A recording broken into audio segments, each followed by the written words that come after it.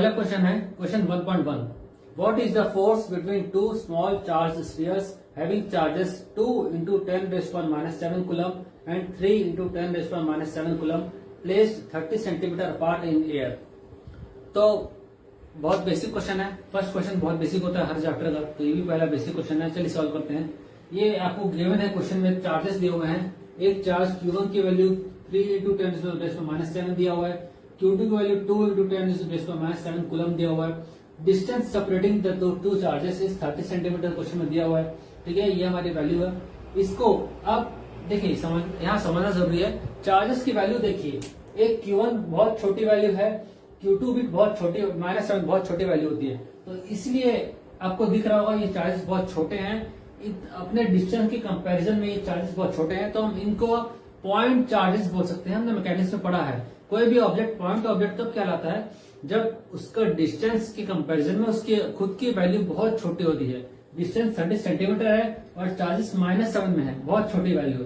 तो यहाँ पर हम कंसिडर कर सकते हैं दीज आर पॉइंट चार्जेस। और पॉइंट चार्जेस को सॉल्व करने के लिए द वेरी फेमस लॉ है हमारे इलेक्ट्रोस्टैटिक्स में, वो है the Coulomb's law.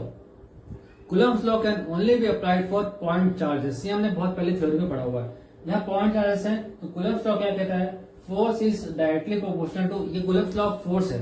Coulomb's law is directly proportional to product of two charges and inversely proportional to square of the distance between them. इसको इनवर्स स्क्वायर लॉ भी बोलते हैं। तो दिया है हमारा law, F is equal to K, proportional है, proportionality constant हटाएंगे तो के आएगा, K is proportionality constant, K F is equal to के Q1 Q2 अपन R स्क्वायर, और के की वैल्यू होती है 1/4πε0 into Q1 Q2 R square. अब वैल्यू रखते हैं हम इसको। ठीक है, सॉल्व करते हैं इसको। अगर सॉल्व करेंगे F इज इक्वल टू, इसको के की वैल्यू रखते हैं 9 इंटू 10⁻⁹। इसको सॉल्व करेंगे तो यही मिलता है आपको, into 6 into 10⁻⁴ divided by 30 into 10⁻² का स्क्वायर। ठीक है, डिस्टेंस स्क्वायर है। तो ये हो गया 9 into 10⁻⁹ into 6 into 10⁻⁴ divided by 900 into 10⁻⁴। ये सिंप्लीफाई करेंगे 9 into 10⁻9 into 6 into 10⁻⁻14 upon 9 into 10⁻²। 9 9 cancel, और इसको सिंप्लीफाई करते हैं ऊपर जाके, तो क्या मिलेगा आपको 6 इंटू 10⁻³ न्यूटन या 6 मिली न्यूटन। ठीक है, हमारा फोर्स की वैल्यू अगर ये हमारा आंसर है। अब इसको डायरेक्शन हम डायग्राम ड्रॉ करके समझते हैं। ये हमारा चार्ज Q1 है, ये हमारा चार्ज Q2 है। ठीक है, हमारे पास दो चार्जेस हैं।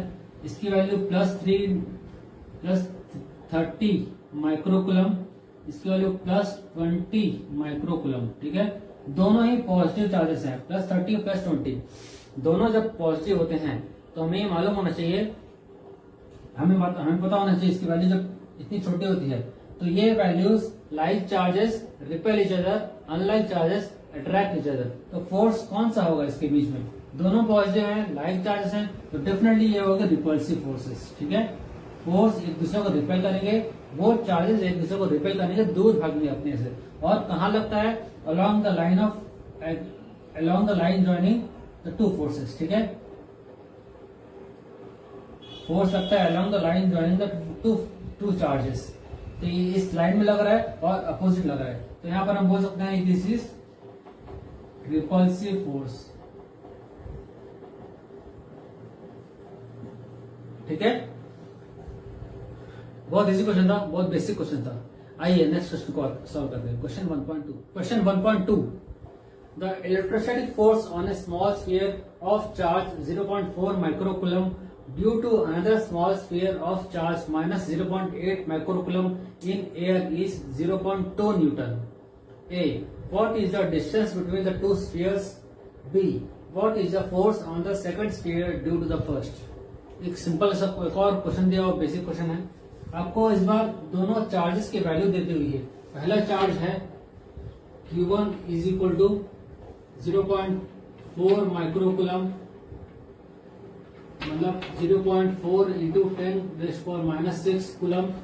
Q2 is equal to -0.8 microcoulomb is equal to -0.8 into 10⁻⁶ coulomb. Force की वैल्यू दी है 0.2 न्यूटन। हमें फाइंड करना है डिस्टेंस बिटवीन देम।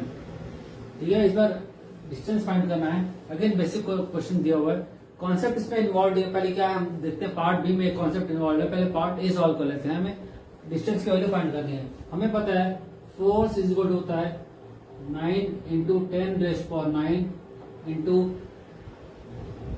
Q1 की वैल्यू दी है 0.4 into 10⁻⁶ into 0.8 into 10⁻⁶ divided by R square, और ये फोर्स की वैल्यू दी है 0.2, तो आर स्क्वायर हो जाएगा 9 into 10⁹ into 0.4 into 10⁻⁶ into 0.8 into 10⁻⁶ divided by 0.2।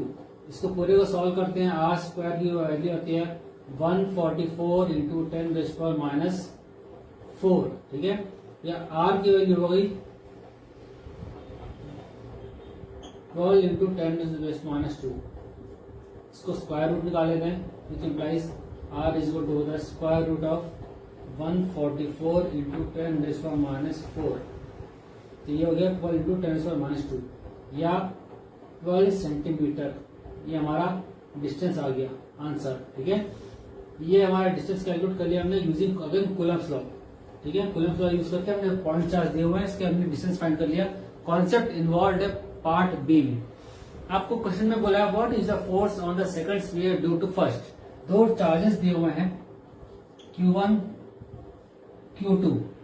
इस पे चार्ज है 0.4 माइक्रोकूलम, इसमें चार्ज है -0.8 माइक्रोकूलम। आपको साइन देखकर समझ में आ रहा होगा, these are opposite charges. Opposite charges है तो अट्रैक्टिव फोर्स होगा। ठीक है, F1 ड्यू टू 2, ये F1 2 है, F1 ड्यू ये 1 है, ये 2 है। ये F1 ड्यू टू 2 अट्रैक्टिव होगा, F2 ड्यू टू 1 ये भी अट्रैक्टिव होगा। इसमें हमको समझने वाली बात यह है फोर्सेस की मैग्नीट्यूड सेम होती है, सिर्फ डायरेक्शन ही अलग होता है। डायरेक्शन ही या तो सेम होगा या अपोजिट होगा। क्वेश्चन में दिया हुआ है फोर्स वैल्यू 0.2 न्यूटन दिया हुआ है। ठीक है, फोर्स वैल्यू 0.2 न्यूटन। यही F12 है, यही F21 है। मैग्नीट्यूड हमेशा सेम रहता है, डायरेक्शन ही अपोजिट होते हैं in case of opposite charges. Direction opposite. ठीक है, यहां पर इस केस में अट्रैक्टिव फोर्स होगा, ये अट्रैक्टिव फोर्स होगा ड्यू टू अपोजिट चार्जेस। ये प्लस 0.4 माइक्रोकूलम, ये -0.8 माइक्रोकूलम, दोनों टुवर्ड्स अट्रैक्ट करेंगे, एक दूसरे को अट्रैक्ट करने एक दूसरे तरफ।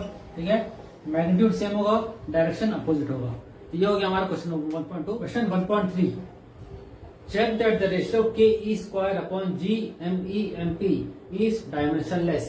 Look up a table of physical constants and determine the value of this ratio. What does the ratio signify? इस पार्ट में दो क्वेश्चन दिए हुए हैं।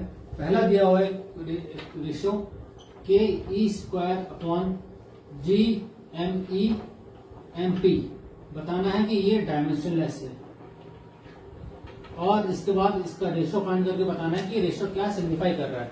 सबसे पहले हम ये प्रूव करते हैं पार्ट ए।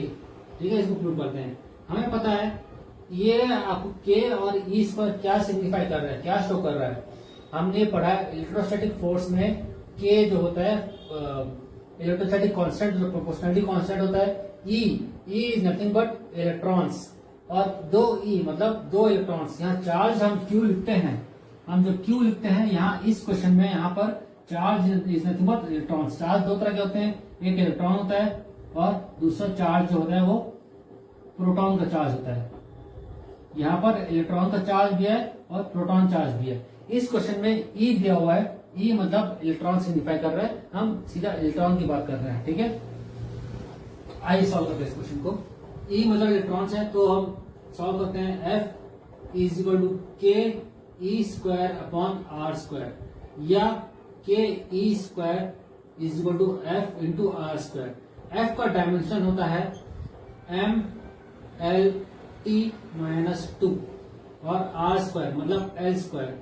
तो ये हो गया आपका M L cube T minus 2, ठीक है। ये हो गया डायमेंशन ऑफ एफ, इसका के ई स्क्वायर का डायमेंशन। अब हम निकालते हैं G M E M P, ये है ग्रेविटेशनल फोर्स, ठीक है।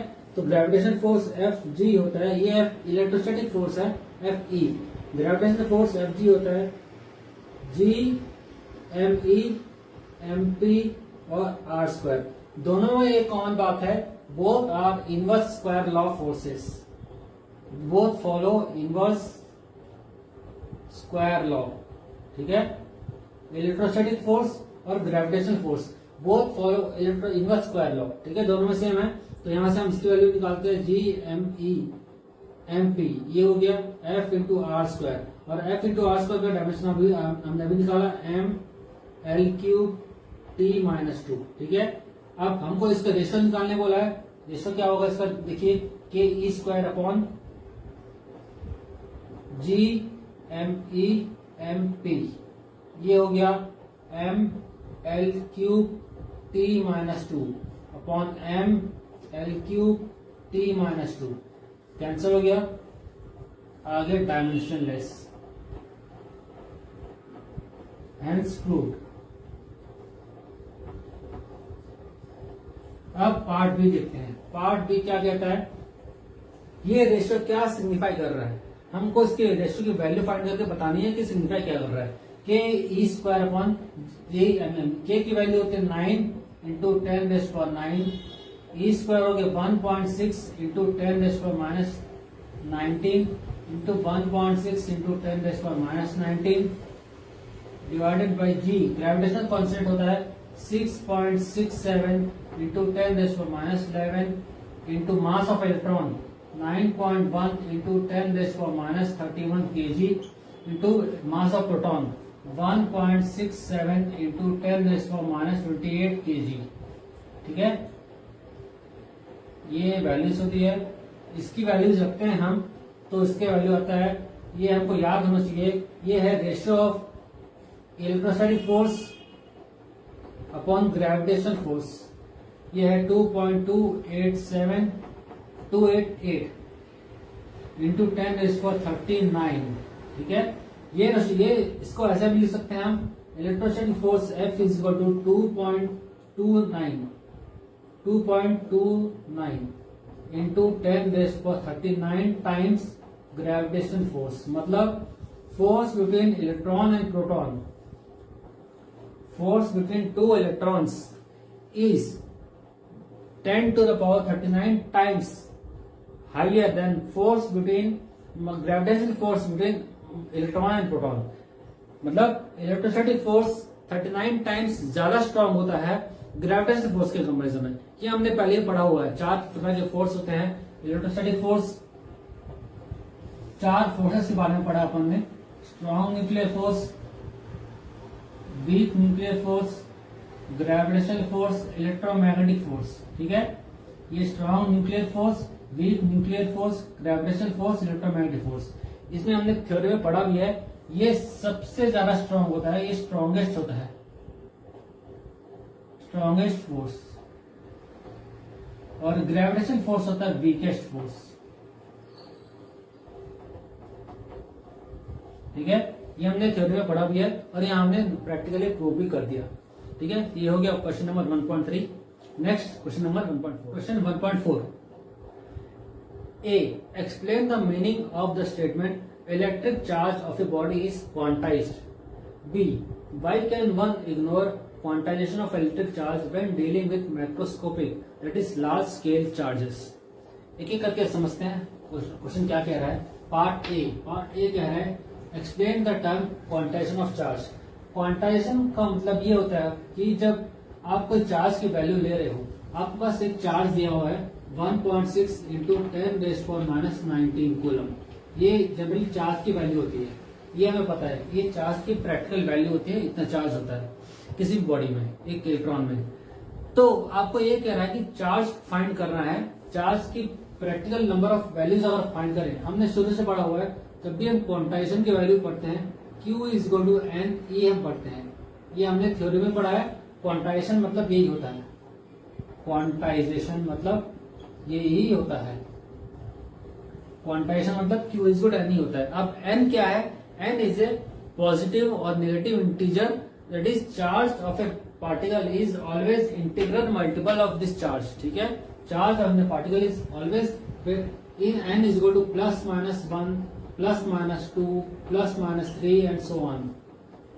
मतलब charge of a value particle, charge on a body is always an integral multiple of the charge of the electron. ठीक है, मतलब आप कहीं भी देखेंगे, अगर आपको बोला गया है ये चार्ज इतना है, तो आप कहीं नहीं सुनेंगे 0.3 इंटू 1.6 इंटू 10⁻⁻19 कूलम, ऐसे आप कहीं नहीं सुनेंगे। इसका मतलब ये हुआ कि चार्ज की वैल्यू 1/3 हो गई, या चार्ज की वैल्यू हाफ हो गई, या चार्ज की वैल्यू 1/5 हो गई। नहीं, ऐसा आप कभी नहीं सुनेंगे, क्योंकि चार्ज हमेशा इंटीग्रल होता है, +1 +2 +3 ऐसा होता है। इसको बोलते हैं इंटीग्रल मल्टीपल ऑफ चार्जेस। ठीक है, क्वांटाइजेशन ऑफ चार्ज का मतलब यही होता है कि इंटीग्रल मल्टीपल होते हैं, 1 2 3 पार्ट से पार्ट होता है। फ्रैक्शन में आपको चार्ज कभी नहीं मिलेगा, फ्रैक्शन में कोई चार्ज होता ही नहीं है। There is no fraction part involve, it is only integral part is involve. ठीक है, तो ये हो गया हमारा फर्स्ट पार्ट। बी पार्ट समझते हैं। माइक्रोस्कोपिक बॉडी जब आप कंसिडर करते हैं तो इसको इग्नोर क्यों कर सकते हो? बिल्कुल इग्नोर कर सकते हो, क्योंकि मैंने अभी कहा चार्ज की वैल्यू कितनी होती है, 1.6 इंटू 10⁻⁻19 कूलम, ये चार्ज की वैल्यू होती है। ठीक है, अब एक रिकॉल करना है क्वेश्चन, बैक पे जाइए। एनसीईआरटी सॉल्व एग्जांपल 1.1, एनसीईआरटी इन टेक्स्ट एक्सरसाइज में एक क्वेश्चन है 1.1 में। इसमें हमने लिखा है कि 1 कूलम ऑफ चार्ज कितना होता है। आपको 1 कूलम ऑफ चार्ज पता करने के लिए हमने उस क्वेश्चन को सॉल्व किया है। उसमें हमने ये देखा है कि नंबर ऑफ इलेक्ट्रॉन्स कितने हैं पता करने के लिए। उसमें हमने देखा 10⁻10 इलेक्ट्रॉन्स होते हैं सिर्फ 1 कूलम ऑफ चार्ज में। और हम ये भी देखते हैं कि 1 कूलम बड़ा चार्ज होता है। प्रैक्टिकली सॉल्व करने के लिए हम माइक्रो कूलम, मिली कूलम लेते हैं। 1 कूलम ऑफ चार्ज बहुत कम यूज होता है, मतलब सिर्फ 1 कूलम में ही नंबर ऑफ इलेक्ट्रॉन्स इतने हैं, नंबर ऑफ इलेक्ट्रॉन्स इतने हैं। सोचिए, और एक बॉडी में बहुत सारे कूलम ऑफ चार्जेस होते हैं। किसी बड़ी बॉडी में हर जगह चार्जेस इन्वॉल्व है। किसी बड़े बॉडी में बहुत सारे coulomb of charges, multiple coulomb of charges practically involve होते हैं। ठीक है, तो उससे आप अंदाजा लगा लीजिए एक बड़े पार्ट में कितना चार्ज इन्वॉल्व होगा, कितना चार्ज इन्वॉल्व होगा आप सोच सकते हैं। ठीक है, आप ये बॉडी पूरी चार्ज से भरी पड़ी है, ये पूरे चार्जेस हैं, फुल ऑफ चार्जेस। तो इतने चार्जेस में आप 1.6 इंटू 10⁻⁻19 को इग्नोर कर सकते हो। क्वेश्चन भी यही कह रहा है आपको। आप माइक्रोस्कोपिक बॉडी कंसिडर करते समय इसको क्यों इग्नोर कर सकते हो? यस, ऑफ कोर्स इग्नोर कर सकते हो, क्योंकि ये माइक्रोस्कोप में छोटे छोटे चार्ज को कंसिडर करना पॉसिबल नहीं है। अगर हम इसको कंसिडर करेंगे, क्वेश्चन या बॉडी लाइफ जो है प्रैक्टिकली बहुत कॉम्प्लेक्स हो जाएगा। इस for the sake of simplicity हम इस चार्ज को इग्नोर करते हैं इन केस ऑफ माइक्रोस्कोपिक में इग्नोर नहीं कर सकते, इसमें कंसिडर करना पड़ेगा। बट माइक्रोस्कोपिक लेवल पर आपको इग्नोर कर सकते हो। यही क्वेश्चन था हमारा। ठीक है, तो ये हो गया हमारा question 1.4 part A part B. 1.5 When a glass rod is rubbed with a silk cloth, charges appear on both. A similar phenomena is observed with many other pairs of bodies. Explain how this observation is consistent with the law of conservation of charge. ठीक है, हमको बताना है एक glass rod दिया हुआ है और एक सिल्क क्लॉथ है, और ऐसे बहुत सारे पेयर्स ऑफ अदर बॉडीज भी हैं, पेयर ऑफ बॉडीज, जिनको आपस में रब करोगे तो चार्जेस ट्रांसफर होते हैं। ठीक है, ये बात सही है। आप एक ग्लास रॉड को सिल्क क्लॉथ से रब करते हो तो चार्जेस ट्रांसफर होते हैं। कुछ चार्जेस इस पे डेवलप होंगे, इंड्यूस होंगे ड्यू टू इंडक्शन कंडक्शन, हमने पढ़ा हुआ है। कुछ चार्जेस इस पे आएंगे, मतलब चार्जेस ट्रांसफर होते हैं glass rod to silk cloth. कुछ चार्जेस ट्रांसफर होते हैं silk cloth to glass rod. ठीक है, बट हम इसमें एक बात तो कॉमन है, फिक्स है, जितने चार्जेस ग्लास रॉड से सिल्क क्लॉथ में ट्रांसफर होंगे उतने ही चार्जेस सिल्क क्लॉथ से ग्लास रॉड में ट्रांसफर होते हैं। Number of charges transferred is constant. ठीक है, जितने चार्जेस इसमें से इसमें गए, सपोज 10 चार्ज ग्लास रॉड से सिल्क क्लॉथ में गए, 10 चार्ज ही सिल्क क्लॉथ से ग्लास रॉड में ट्रांसफर होंगे, ठीक है, ताकि नेट चार्ज जो है वो हमेशा कांस्टेंट रहे, नेट चार्ज जो है वो हमेशा कांस्टेंट रहे। और हमारा लॉ ऑफ कंजर्वेशन भी तो यही है। आप बस एक टर्म लगा दीजिए, बाकी स्टेटमेंट पूरा कॉमन है सबके लिए। It can neither be created nor be destroyed, it can be only transform from one form to another. वो चाहे चार्जेस हो, वो चाहे एनर्जी हो, वो चाहे मास हो, आप चाहे कुछ भी लगा दो। हमने एनर्जी के बारे में पढ़ा, law of conservation of energy. Energy can neither be created nor be destroyed, it can be transform from one form to another. Charges can be neither be created not be destroyed, it can be transform from one form to another. इस तरह आप कुछ भी terms आगे law of conservation explain कर सकते हो। यहाँ भी यही हो रहा है, नेट चार्ज कॉन्स्टेंट है, नंबर ऑफ चार्जेस ट्रांसफर हो रहे हैं बट क्रिएट नहीं हो रहे, डिस्ट्रॉय हो रही है, सिर्फ यहाँ से ट्रांसफर हो रहे हैं। तो ये इस तरह अप्लाई होता है law of conservation of charge, ठीक है। Question 1.6, 4 point charges QA, QB, QC and QD are located at the corners of a square ABCD of side 10 cm. What is the force on a charge of 1 microcoulomb placed at the center of the square? हमें 4 charges दिए हुए एक square पे, जैसे आपको diagram में दिख रहा होगा पीछे बोर्ड पे, और उन चार्जेस की वैल्यूज दी हुई है। हमको ये बताना है कि सेंटर, स्क्वायर के सेंटर पे एक चार्ज रखा हुआ है, इस पर फोर्स लगने वाला फोर्स की वैल्यू क्या होगी, ठीक है। आइए देखते हैं। हमको 4 चार्जेस जो दिए हुए, पहला QA, QB, QC, QD, ये सारे वैल्यूज आपको दिख रहे हैं, ठीक है। ये 4 चार्जेस है at 4 squares, 4 centre of squares. हमको यहाँ पर जो चार्ज रखा हुआ है इसकी वैल्यू बतानी है, 1 माइक्रोकूलम पे फोर्स को कितने लगने वाले हैं। सबसे पहले हमको इसकी साइड दी हुई 10 सेंटीमीटर, 10 सेंटीमीटर स्क्वायर है, तो हमको फोर्स ऑन QD, हमको देखना है FA, सबसे पहले हम देखते हैं FA K QA QO upon R square. ये फोर्स लग रहा है, यहाँ का फोर्स इस पर लगेगा ऐसे, ठीक है, और ये फोर्स लगने वाले यहाँ पे ऐसे, क्योंकि सेम मैग्नीट्यूड है बट अपोजिट है तो रिपेल करेंगे एक दूसरे को, ये दोनों एक दूसरे को रिपेल करेंगे। सिमिलरली ये फोर्स और ये force both same magnitude, negative negative like charges repel, ये -5 ये -5 रिपेल करेंगे, ये +2 ये +2 रिपेल करेंगे, ये सारे फोर्स एक दूसरे को रिपेल करेंगे। यहाँ देखते हैं इस पर लगने वाला फोर्स क्या होगा, FA और QO, FA और FAO, A due to O, QA दिया हुआ 2 माइक्रोकूलम, QB 1 माइक्रोकूलम। हमको R की वैल्यू नहीं पता है,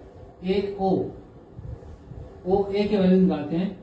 OA की वैल्यू जो होगी वही OB की वैल्यू होगी, वही OC की वैल्यू होगी और वही OD की वैल्यू होगी।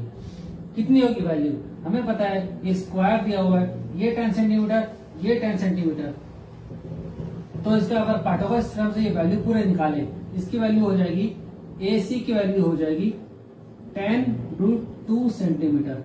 बट हमें चाहिए AO और या OA, OB, OC, OD सबकी वैल्यू क्या हो जाएगी, ये पूरी 10√2 है तो ये हाफ हो जाएगा एग्जैक्टली, तो ये हो जाएगा 10√2/2 सेंटीमीटर। तो ये हो जाएगी OA = OB = OC = OD, ये हो जाएगा 5√2 सेंटीमीटर या 5√2 × 10⁻² मीटर। ये सारी वैल्यूज हो जाएगी हमारी, ठीक है। अब हमको एक एक करके सबके वैल्यूज रखने हैं। R सब जगह ROA स्क्वायर, ठीक है, तो ये वैल्यू हो जाएगी 9 × 10⁻9 इंटू QA है 2 × 10⁻6 इंटू 1 × 10⁻6 1 इसका, और रेडियस 5√2 × 10⁻² का स्क्वायर। ये हो गया है AO। Similarly FAO, similarly FOA, OC ये भी वही होगा, QA QC QO upon ROC square. ये 9 × 10⁻9 into 2 × 10⁻6 into 1 into 10⁻⁶ upon 5√2 into 10⁻² का स्क्वायर। जो भी वैल्यू होगा, दोनों के चार्जेस सेम है, दोनों की ये सेम है, डिस्टेंस भी सेम है, तो ये सारी वैल्यू भी सेम होगी। मतलब FAO is equal to FOC, magnitude same होगा बट डायरेक्शन अपोजिट होगा, तो FAO is equal to minus FOC, ये क्वेश्चन 1 हो गया। Similarly FOB is equal to minus FOD, ठीक है, ये भी रहेगा सेम लाइक इक्वेशन 1, ये क्वेश्चन 2। अब हमें पता है नेट फोर्सेस अगर हम फाइंड करें, नेट फोर्स सबकी वैल्यू कितनी हो जाएगी, FAO plus FBO plus FCO plus FDO। सारे फोर्सेस आपस में जब यहाँ अप्लाई होंगी, क्योंकि हमने अभी निकाला है इसकी वैल्यू माइनस OC है, FAO की value F minus OC, F minus CO plus F minus FBO plus FOC plus FOD, ये सारे वैल्यूज कैंसिल आउट हो जाएंगे, नेट फोर्स हो जाएगा 0। Net force acting on this charge is 0। और ये एक कॉन्सेप्चुअल क्वेश्चन था, मैथमेटिकली सॉल्व करके प्रूव भी हो गया। लॉजिकली आपको याद रखना है, symmetric charges, symmetric forces are 0, ये कॉन्सेप्चुअल है, इसको याद रखना है, ठीक है, इसको याद रखना है। सिमेट्रिक फोर्सेस हमेशा एक दूसरे को कैंसिल आउट करते हैं। सिमेट्रिक फोर्स मतलब जो वैल्यू इस फोर्स की है वही वैल्यू इस फोर्स की है, जो वैल्यू इस फोर्स की है वही वैल्यू इस फोर्स की है। सारे फोर्सेस एक दूसरे को एड अप करते हैं और फाइनली कैंसिल आउट करते हैं। सारे फोर्सेस एक दूसरे को नलिफाई करते हैं। इस पर लगने वाला फोर्स 0 है, इस पर कोई फोर्स नहीं लग रहा क्योंकि ये सारे फोर्स एक दूसरे को कैंसिल आउट कर रहे हैं, ठीक है। तो ये हमारा कॉन्सेप्चुअल प्लस मैथमेटिकल दोनों क्वेश्चन था। ओके, आगे देखते हैं next question. Question 1.7, an electrostatic field line is a continuous curve, that is a field line cannot have sudden breaks, why not? B, explain why two field lines never cross each other at any point. एक ही question हम देखते हैं बारी बारी से, पहले part A देखते हैं फिर पार्ट बी। पार्ट ये कह रहा है कि electric field lines continuous curve form करती है, इसमें ब्रेक नहीं हो सकते, क्यों? ये इसको समझने के लिए हम एनसीईआरटी टेक्स्ट बुक में जाते हैं। एनसीईआरटी टेक्स्ट बुक में पेज नंबर 14 2025-26 प्रिंट का पेज नंबर 14 एग्जाम्पल 1.8 का डायग्राम है, जिसमें आपको दिख रहा है प्लस क्यू चार्ज है और माइनस क्यू चार्ज है। उसमें डायग्राम बना हुआ है ऐसे, आपको ये समझना है। इसमें प्लस क्यू चार्ज में डायग्राम आपको ऐसे दिख रहा होगा, एरोस बाहर की तरफ जा रहे हैं, ठीक है, और माइनस क्यू चार्ज में आपको ऐसे डायग्राम दिख रहा होगा, माइनस क्यू चार्ज में डायरेक्शन इनवर्स, मतलब प्लस क्यू से चार्जेस बाहर निकलते हैं इलेक्ट्रिक फील्ड लाइंस और माइनस क्यू में टर्मिनेट होते हैं। ये हमको समझना है, ठीक है। पहली बात हमको ये समझ में आ गई। दूसरी बात ये समझना है हमको कि electric field lines continuous curve क्यों फॉर्म करती है। कंटिन्यूअस कर्व इसलिए फॉर्म करती है ताकि इलेक्ट्रिक फील्ड लाइन में ब्रेक का मतलब ये है कि उस पर्टिकुलर रीजन पर फील्ड लाइन या इलेक्ट्रिक फील्ड लाइन या इलेक्ट्रिक चार्ज वहां पर है ही नहीं। ऐसे कैसे हो सकता है? प्रैक्टिकली ऐसे पॉसिबल नहीं है। यहाँ चार्ज अगर यहाँ चार्ज का इफेक्ट है, ये चार्ज का इफेक्ट चारों तरफ होगा, इसके चारों तरफ होगा, जहाँ एक पर्टिकुलर रीजन होगा उस रीजन में उसका इफेक्ट चारों तरफ होगा। अचानक ब्रेक होना ऐसे पॉसिबल नहीं है। ऐसे ब्रेक है, ऐसा ब्रेक है, ऐसे पॉसिबल नहीं है। इस लाइन में से ऐसे जाते समय अचानक ऐसा ब्रेक हो जाए, ऐसे प्रैक्टिकली पॉसिबल। इसका मतलब ये है, इसको हम मैथमेटिकली भी समझते हैं। मैथमेटिकली ये होता है कि हमको पता है electric field is inversely proportional to r square, और अगर आर की वैल्यू यहाँ ब्रेक का मतलब यहाँ पर रेडियस नहीं है, आर की वैल्यू 0 होगी। आर की वैल्यू 0 होने का मतलब है 1/0 का मतलब इन्फिनिटी। इलेक्ट्रिक फील्ड अचानक इनफाइनाइट हो जाएगी, ये प्रैक्टिकली पॉसिबल नहीं होता। इलेक्ट्रिक फील्ड एक रीजन में इलेक्ट्रिक फील्ड की पर्टिकुलर वैल्यू होती है, सडनली वो अचानक 0 या अचानक इन्फाइनाइट नहीं होता, सडनली नहीं होता, थोड़ी देर पे होता रहेगा। आप इसको रेडियस बढ़ाते जाओ, एक टाइम ऐसा आएगा जब इन्फाइनाइट हो जाएगा बहुत देर के बाद। अचानक नहीं होता। यहाँ आप अचानक की बात कर रहे हैं, सडन ब्रेक्स की बात कर रहे हैं। सडनली इनफाइनाइट होना इज प्रैक्टिकली नेवर पॉसिबल। तो अगर प्रैक्टिकली ऐसा होता है तो इलेक्ट्रिक फील्ड इनफाइनाइट हो जाएगा, जस्ट एब्सर्ड। ठीक है, इसलिए electric field lines forms continuous curve. Second है इलेक्ट्रिक फील्ड बोल रहा है why two field lines never intersect each other. Electric field lines का इंटरसेक्ट करने का मतलब यह है, ये इसका डायरेक्शन ऐसा कर्व शो कर रहा है, इसका मतलब यह है इस पॉइंट पर एक टेंजेंट ड्रॉ करेंगे तो ये इसका एक डायरेक्शन शो कर रहा है। सिमिलरली आगे जाएंगे, ये इसका डायरेक्शन शो कर रहा है, यहाँ पर ये आपका इलेक्ट्रिक फील्ड लाइन शो कर रहा है।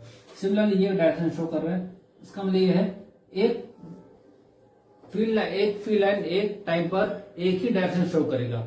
एक टाइम पर अगर यहाँ अगर एक फील्ड लाइन ऐसे शो कर डायरेक्शन, तो उसी टाइम पर ये दोबारा ऐसे डायरेक्शन शो नहीं कर सकता।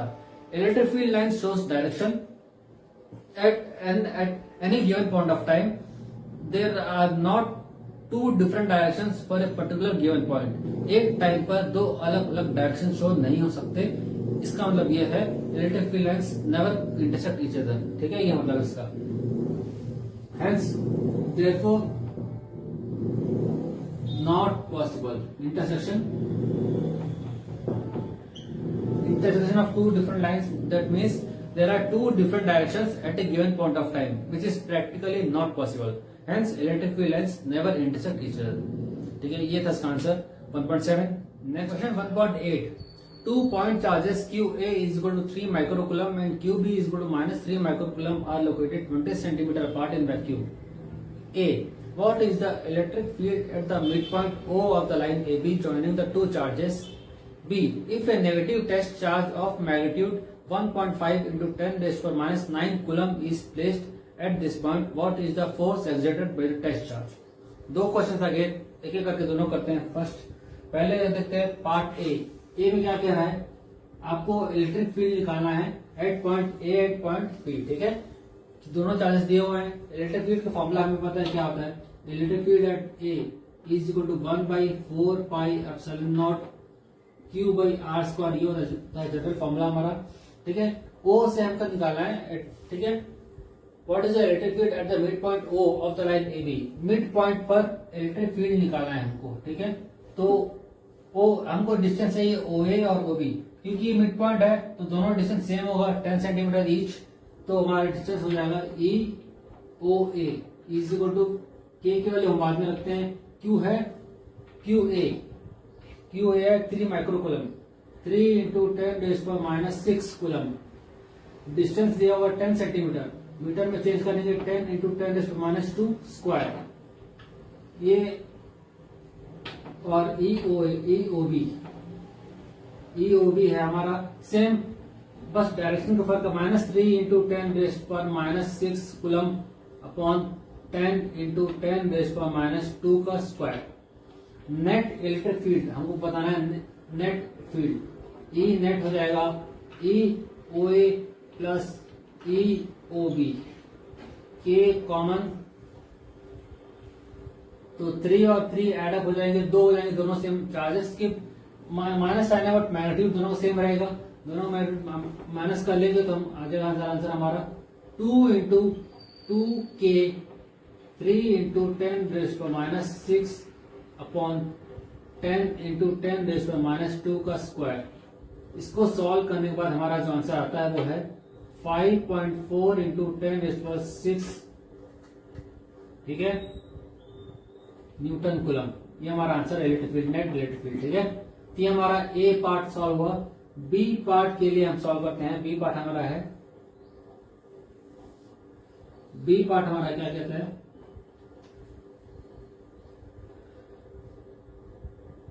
बी पार्ट है if a negative test charge of magnitude 1.5 to 10 to -9। यहाँ पर एक नेगेटिव टेस्ट चार्ज रखा है, इसकी वैल्यू है 1.5 nano coulomb. 1.5 into 10 raise to -9 का मतलब नैनो कूलम एक चार्ज रखा हुआ है इसका, और ये नेगेटिव टेस्ट चार्ज है। ठीक है, हम इलेक्ट्रिक फील्ड की बात कर रहे हैं तो इलेक्ट्रिक फील्ड एक वेक्टर क्वांटिटी है, तो मैग्नीट्यूड का डायरेक्शन भी बताना पड़ेगा।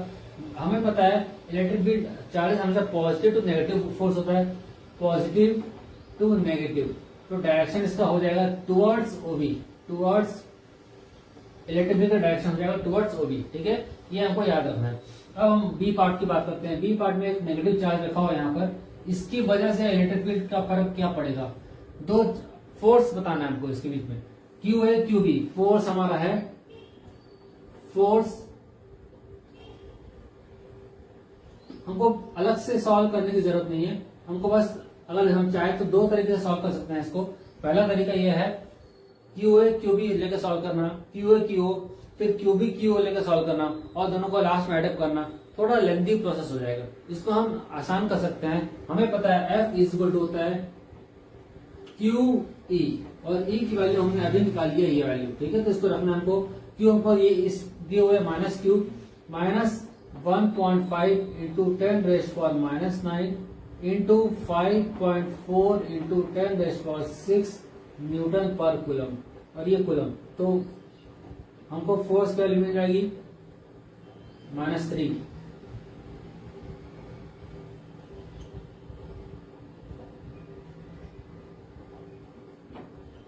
ठीक है, इंटू 10⁻³ न्यूटन। इसको सॉल्व करने तो 3 मिलने वाला है,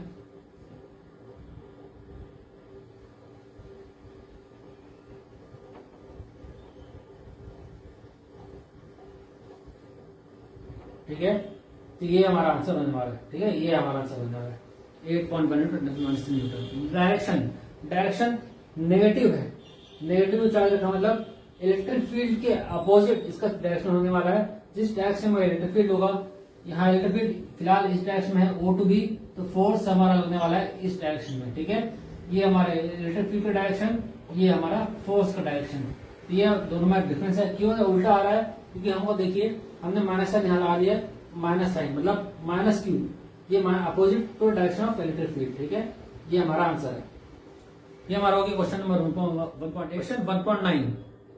A system has two charges, QA is equal to 2.5 into 10⁻⁻7 coulomb and QB is equal to minus 2.5 into 10⁻⁻7 coulomb located at points at A 0, 0, -15 centimeter and B 0, 0, +15 centimeter respectively. What are the total charge and electric dipole moment of the system? Again दो question दिया हुआ इसमें, हमको एक diagram question में बताया हुआ, इसके अकॉर्डिंग हमने डायग्राम ड्रॉ किया है। ये हमारा डायग्राम है, एक्स वाई जेड एक्सिस है। जेड एक्सिस पर दो चार्जेस रखे हुए हैं, एक पॉजिटिव जेड एक्सिस, एक negative Z axis. Negative axis point A show कर रहा है, पॉजिटिव एक्सिस बी शो कर रहा है। ए पर क्यू ए रखा है 2.5 इंटू 10⁻⁻7 कूलम, बी पर चार्ज रखा है -2.5 इंटू 10⁻⁻7 कूलम। हमको बताना है नेट चार्ज और डाइपोल। सबसे पहले डाइपोल समझ लेते हैं, होता क्या है डाइपोल, होता क्या है डाइपोल मतलब डाई मतलब टू पोल्स मतलब two opposite charges forms a pole. एक चार्ज प्लस क्यू है, एक चार्ज माइनस क्यू है, ये दोनों कंस्टिट्यूट ए डाइपोल, ठीक है। ये हमने थ्योरी में पढ़ा हुआ है, एक बार रिविजन हो रहा है बस, ये थ्योरी पढ़ा हुआ है। Two charges of same magnitude but opposite charges constitute a dipole. जहां भी हो एक पेयर ऑफ चार्जेस है, पेयर ऑफ चार्जेस हमेशा पॉजिटिव नेगेटिव होते हैं, ये कंस्टिट्यूट कर डाइपोल। और डाइपोल मोमेंट का फॉर्मूला क्या होता है, डाइपोल मोमेंट का फॉर्मूला होता है मैग्नीट्यूड ऑफ चार्ज क्यू, ये मैग्नीट्यूड लेते हैं, इसका डिनोट करते हैं वेक्टर पी से, वेक्टर क्वांटिटी होती है, और इसका डिस्टेंस बिटवीन जो रहता है, इसका डिस्टेंस है 2a रहता है, जनरली हम लेते हैं 2a, ठीक है। ये हमारा डाइपोल मोमेंट होता है, नेक्स्ट नेट डाइपोल मोमेंट, ठीक है। इसको बस इतना बेसिक नॉलेज रिवीजन काफी है हमारे क्वेश्चन सॉल्व करने के लिए। डाइपोल क्या होता है, डाइपोल मोमेंट क्या होता है, two pair of two opposite charges constitute a dipole, इतना नॉलेज काफी है। अब क्वेश्चन सॉल्व करने पाते हैं। क्वेश्चन हमारा है नेट चार्ज, हमको बताना है नेट चार्ज। डाइपोल मोमेंट की बात कर रहे हैं, नेट चार्ज अगर 0 नहीं है तो वो डाइपोल नहीं कहलाएगा।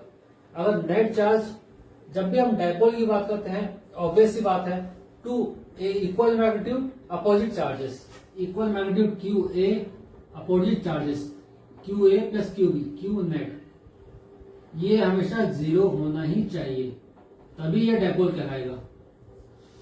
ये 0 होना चाहिए तभी डाइपोल कहलाएगा, ठीक है। तो ये क्यू नेट हमेशा 0 होता है। Next net dipole moment, net dipole moment.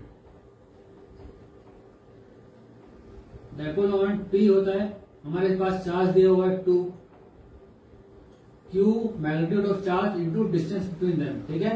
तो दिया हुआ है 2.5 into 10⁻⁷ into distance between them, ये डिस्टेंस और ये डिस्टेंस, यहां से यहां तक 15, यहां से यहां 15, टोटल 30 सेंटीमीटर, ठीक है।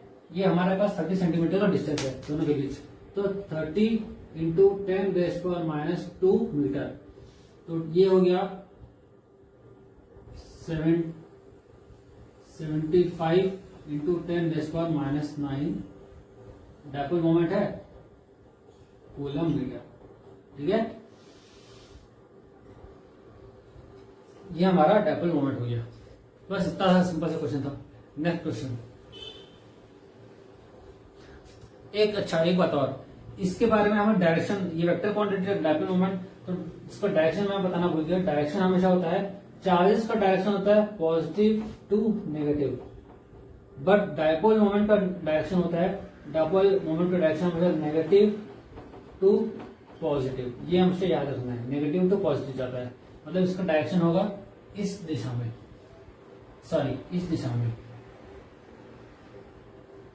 ठीक है। Negative to positive dipole moment का डायरेक्शन, नेगेटिव टू पॉजिटिव।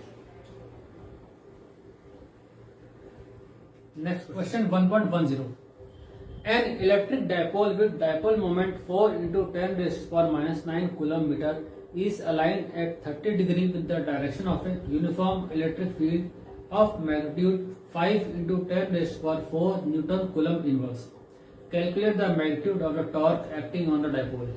अब एक स्टेप आगे चलते हैं। डाइपोल हमने लास्ट क्वेश्चन में कैलकुलेट किया, अब डाइपोल का यूज करके टॉर्क क्या डिफाइन करते हैं। सबसे पहले समझते हैं कि टॉर्क होता क्या है। हम समझेंगे टॉर्क हमें पता है, टॉर्क का फॉर्मूला अगर मैं बताऊं, टॉर्क होता है P क्रॉस E। ये तो हो गया मैथमेटिकली, बट होता क्या है, देखिए हमारे पास दो चार्जेस दिए हुए हैं, ये चार्ज प्लस Q है, ये चार्ज माइनस Q है। दोनों चार्जेस आपस में एक डाइपोल कंस्टिट्यूट कर रहे हैं। हमने अभी पढ़ा डाइपोल क्या होता है, pair of charges forms a dipole, ठीक है। अब क्योंकि प्लस Q चार्ज है, इसकी वजह से इस चार्ज पर एक फोर्स अप्लाई होगा, वो फोर्स इस प्लस Q है इस डायरेक्शन में लगेगा, इसके फोर्स की वैल्यू हो जाएगी प्लस QE। ये यहाँ पे एक माइनस Q चार्ज है, इस माइनस Q चार्ज माइनस, तो हमने देखा माइनस Q चार्ज मतलब इसका फोर्स इलेक्ट्रिक फील्ड क्या अपोजिट में लगेगा, इलेक्ट्रिक फील्ड इस डायरेक्शन में है तो उसका डायरेक्शन यहाँ होगा इस डायरेक्शन में, ठीक है। ये होगा F माइनस इसको minus QE। Two equal at opposite charges whose forces are acting in opposite direction constitute a dipole। एक सिंपल सा बात समझ लेते हैं, कोई एक स्टिक है, ठीक है। आप इसको देखो, जब किसी स्टिक पर आप फोर्स लगाते हो, line of action of force अगर दोनों का सेम है, दोनों का सेम फोर्स है, तो स्टिक पर कोई फर्क नहीं पड़ेगा। अगर ज्यादा फोर्स लगा तो हो सकता है टूट जाए, बट इसी स्टिक पर अगर आप फोर्स का डायरेक्शन चेंज करते हो, यहाँ पर एक फोर्स लगा रहे हो और यहाँ पर एक फोर्स लगा रहे हो, ठीक है। यहाँ पे एक लगा रहे हो फोर्स, यहाँ पे एक फोर्स लगा रहे हो, इसकी वजह से ये इस तरफ जाना की कोशिश करेगा, इसकी वजह से ये इस तरफ जाने की कोशिश करेगा, और जो रिजल्टेंट मिलेगा हमको वो मिलेगा रोटेशन, ठीक है। तो टॉर्क का इफेक्ट क्या होता है, टॉर्क का इफेक्ट होता है रोटेट करना, क्योंकि दो अपोजिट फोर्सेस हैं, अलग अलग डायरेक्शन में लग रही है, ये फोर्स इसको ऐसे घुमाएगा, ये फोर्स ऐसे घुमाएगा, तो होगा क्या, ये डाइपोल जो है रोटेट करने लगेगा, ये इस डायरेक्शन में, ये इस डायरेक्शन में, और ऐसे ऐसे करके रोटेट होना स्टार्ट हो जाएगा। तो टॉर्क का इफेक्ट हमने समझ लिया। तो ये हो गया हमारा एक्सप्लेनेशन। अब मैथमेटिकली न्यूमेरिकल सॉल्व करते हैं। कैलकुलेशन पे मत जाना, लॉजिक समझने की कोशिश करना, ठीक है। लॉजिक क्या कहता है, टॉर्क हमें वैल्यू दी हुई है क्वेश्चन में 4 टॉर्क T टाउ होता है P क्रॉस E, और ये 30 डिग्री इंक्लाइंड है, ये 30 डिग्री इंक्लाइंड है, ठीक है। तो टॉर्क जो है P क्रॉस E होता है, और क्रॉस प्रोडक्ट हमें पता है साइन थीटा होता है, थीटा है हमारा 30 डिग्री, तो P cross P E sine theta, ठीक है। P की वैल्यू दी है 4 इंटू 10⁻⁹, E की वैल्यू दी है 5 इंटू 10⁴ साइन 30 ये हो गया। साइन 30 1/2 होता है। 2 इंटू 10⁻⁹ इंटू 10 इंटू 5 इंटू 10⁴ ये हो गया 10 इंटू 10⁻⁵ या 10 का पावर -4 टॉर्क हो गया न्यूटन मीटर। ये है आंसर। मैथमेटिकली बहुत इजी है, कैलकुलेशन करना दिक्कत नहीं होती है, आपको बस कॉन्सेप्ट समझना है, लॉजिक समझना है। ठीक है, ये तो था हमारा question 1.11। A polythene piece rubbed with wool is found to have a negative charge of 3 into 10⁻⁷ coulomb. A. Estimate the number of electrons transferred from which to which. B. Is there a transfer of mass from wool to polythene? एक बहुत basic question है। Chapter starting में जो पहला topic होता है वूल rubbing वाला, transfer of charges, उसका एक क्वेश्चन है। आपके पास एक वूल दिया हुआ है, ये वूल है, वूल पीस, इसको पॉलीथीन से रब किया गया, इसको पॉलीथीन से रब किया गया, तो कुछ ट्रांसफर ऑफ चार्जेस हुए हैं। इसमें दिया हुआ ट्रांसफर ऑफ चार्ज कितना है -3 इंटू 10⁻⁷ कूलम। इतने चार्जेस वो इस पर नेगेटिव चार्ज है पॉलीथीन पर। तो ये पूछ रहा कि क्या चार्ज ट्रांसफर, क्वेश्चन ये estimate the number of electrons transferred and from which to which. Number of electrons कितने ट्रांसफर हुए और कहां से कहा हमको दिख रहा है। इस पर नेगेटिव, पहले हम सेकंड पार्ट सॉल्व कर लेते हैं फ्रॉम विच टू विच। देखो इस पे नेगेटिव चार्ज दिख रहा है -3, नेगेटिव चार्ज मतलब इलेक्ट्रॉन्स इस पे हैं, इस पर इलेक्ट्रॉन्स एक्सेस हैं, इस पर इलेक्ट्रॉन्स कम है, मतलब चार्जेस यहां से यहां ट्रांसफर हुए हैं। साफ साफ पता चल रहा है हमको। ठीक है, इस पर नेगेटिव चार्ज आया पॉलिथीन पर, तो डेफिनेटली इस पर पॉजिटिव चार्ज आया होगा वूल पर। तो क्योंकि इस पर पॉजिटिव चार्ज आया है, इस पर नेगेटिव चार्ज आया है, इलेक्ट्रॉन्स कैरी नेगेटिव चार्ज, तो इलेक्ट्रॉन जहां से जहां ट्रांसफर होंगे, यहाँ पर एक्स्ट्रा नेगेटिव चार्ज होगा, यहां से ट्रांसफर हुआ तो यहाँ पर आएगा पॉजिटिव चार्ज। ठीक है, हमें बताया नहीं है, बट हम समझ लेते हैं, यहाँ पर पॉजिटिव चार्ज होगा। तो ये पता चल गया कहां से कहां ट्रांसफर हुआ। अब कितने इलेक्ट्रॉन्स ट्रांसफर हुए, इसको सॉल्व करने के लिए हमारा बहुत बेसिक इक्वेशन है, हम पहले से सॉल्व करते आए हैं। Q is equal to NE। ठीक है, Q की वैल्यू हमको दी हुई है 3 इंटू 10⁻⁷, N की वैल्यू हमें निकालना है, और चार्ज ऑन इलेक्ट्रॉन में पता है 1.6 इंटू 10⁻⁹ कूलम। N की वैल्यू हम निकालेंगे 3 इंटू 10⁻⁷ अपॉन 1.6 इंटू 10⁻⁹, तो ये अप्रोक्सीमेटली आ जाती है 1.9 इंटू 10⁻12। ये हो गया, ऊपर जाएगा 12। या अप्रोक्सीमेटली ये नंबर है, नंबर फ्रैक्शन में हो नहीं सकता, अप्रोक्सीमेटली इसको 2 इंटू 10⁻12 एटम्स ले सकते हैं। ठीक है, इतने इलेक्ट्रॉन्स ट्रांसफर हुए हैं। ठीक है, सिर्फ इतने चार्ज पे इतने इलेक्ट्रॉन्स ट्रांसफर हुए हैं, ये हमको समझने वाली बात है इसकी। ठीक है, ये हमारा पार्ट ए सॉल्व हुआ। अब हमको बताना है पार्ट बी में पूछा is there any mass transfer. हमें पता है मास ऑफ इलेक्ट्रॉन होता है, कितना होता है हम बात की बात है, पर electron is a charge particle है तो मास हो गई, और इलेक्ट्रॉन का मास कितना होता है हमें पता है, मास ऑफ इलेक्ट्रॉन होता है 9.1 इंटू 10⁻31 kg। अब हमें बताना है कितना मास ट्रांसफर हुआ। ये हमारा एक इलेक्ट्रॉन का मास है। टोटल मास की बात करें, अगर इससे मल्टीप्लाई कर देंगे तो टोटल मास मिल जाएगा हमको, तो कर देते 9.1 इंटू 10⁻31 इंटू 2 इंटू 10⁻12, इतने मास ट्रांसफर हुआ है। ठीक है, इसकी वैल्यू हो जाएगी 918.2 इंटू 10⁻19। ये केजी में था, तो इतना केजी मास ट्रांसफर हुआ है। ठीक है, इतना मास ट्रांसफर हुआ है, ये हमारा आंसर है। ठीक है, next question 1.12 part A. Two insulated charged copper spheres A and B have their centers separated by a distance of 50 cm.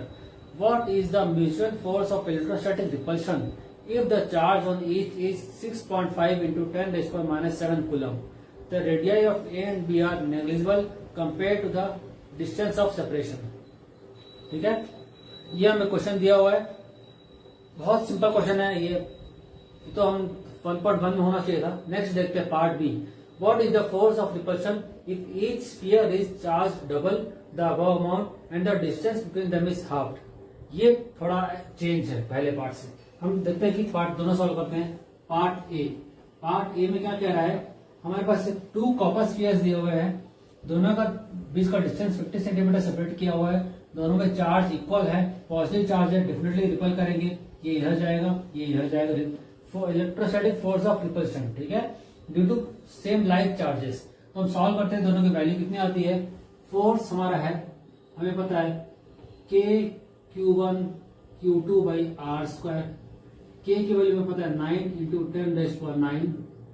Q1 Q2 दोनों की वैल्यू सेम है, 6.5 into 10⁻⁷ into 6.5 into 10⁻⁷ upon 50 into 10⁻² का square. इसके value आती है 1.5 into 10⁻⁹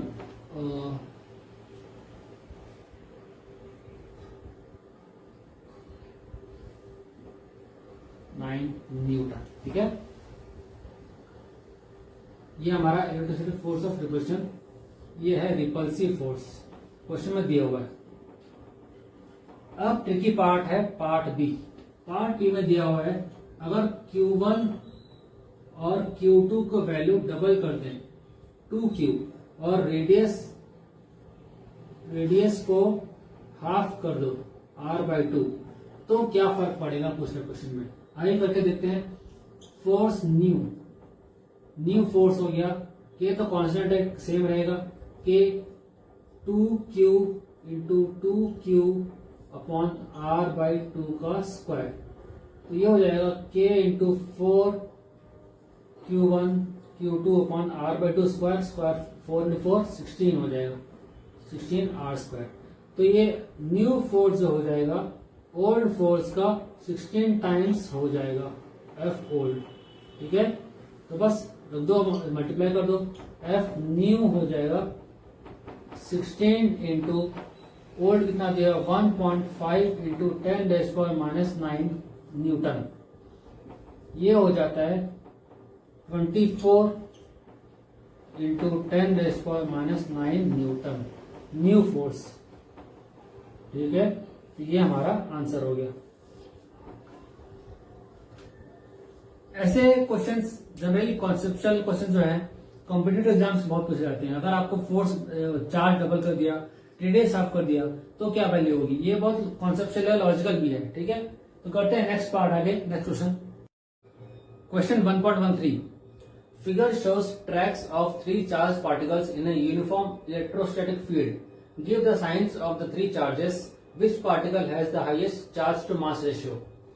एक diagram दिया हुआ है हमें क्वेश्चन में, ये हमें डायग्राम दिया हुआ है, ये चार्ज पार्टिकल्स दिए हुए हैं 1 2 3. आपको बताना है इस पाथ से पास होते हुए कौन सा चार्ज पार्टिकल का साइन क्या है, और 2 क्वेश्चन दिए हुए इसमें. सेकंड ये बताना कि चार्ज टू मास रेशियो क्या है. दोनों क्वेश्चन हम एक एक करके करते हैं. सबसे पहले पार्ट ए सॉल्व करते हैं. ए कह रहा है चार्ज पार्टिकल बताना है. देखो, चार्ज पार्टिकल बताने के लिए बहुत सिंपल सी बात है, ये बेसिक प्रॉपर्टी ऑफ चार्ज पे बेस्ड क्वेश्चन है. बेसिक प्रॉपर्टी ऑफ चार्ज क्या है, हमने पढ़ा हुआ है, like charges repel each other, unlike charges attract each other. ये हमने बेसिक प्रॉपर्टी ऑफ चार्ज पढ़ा हुआ है.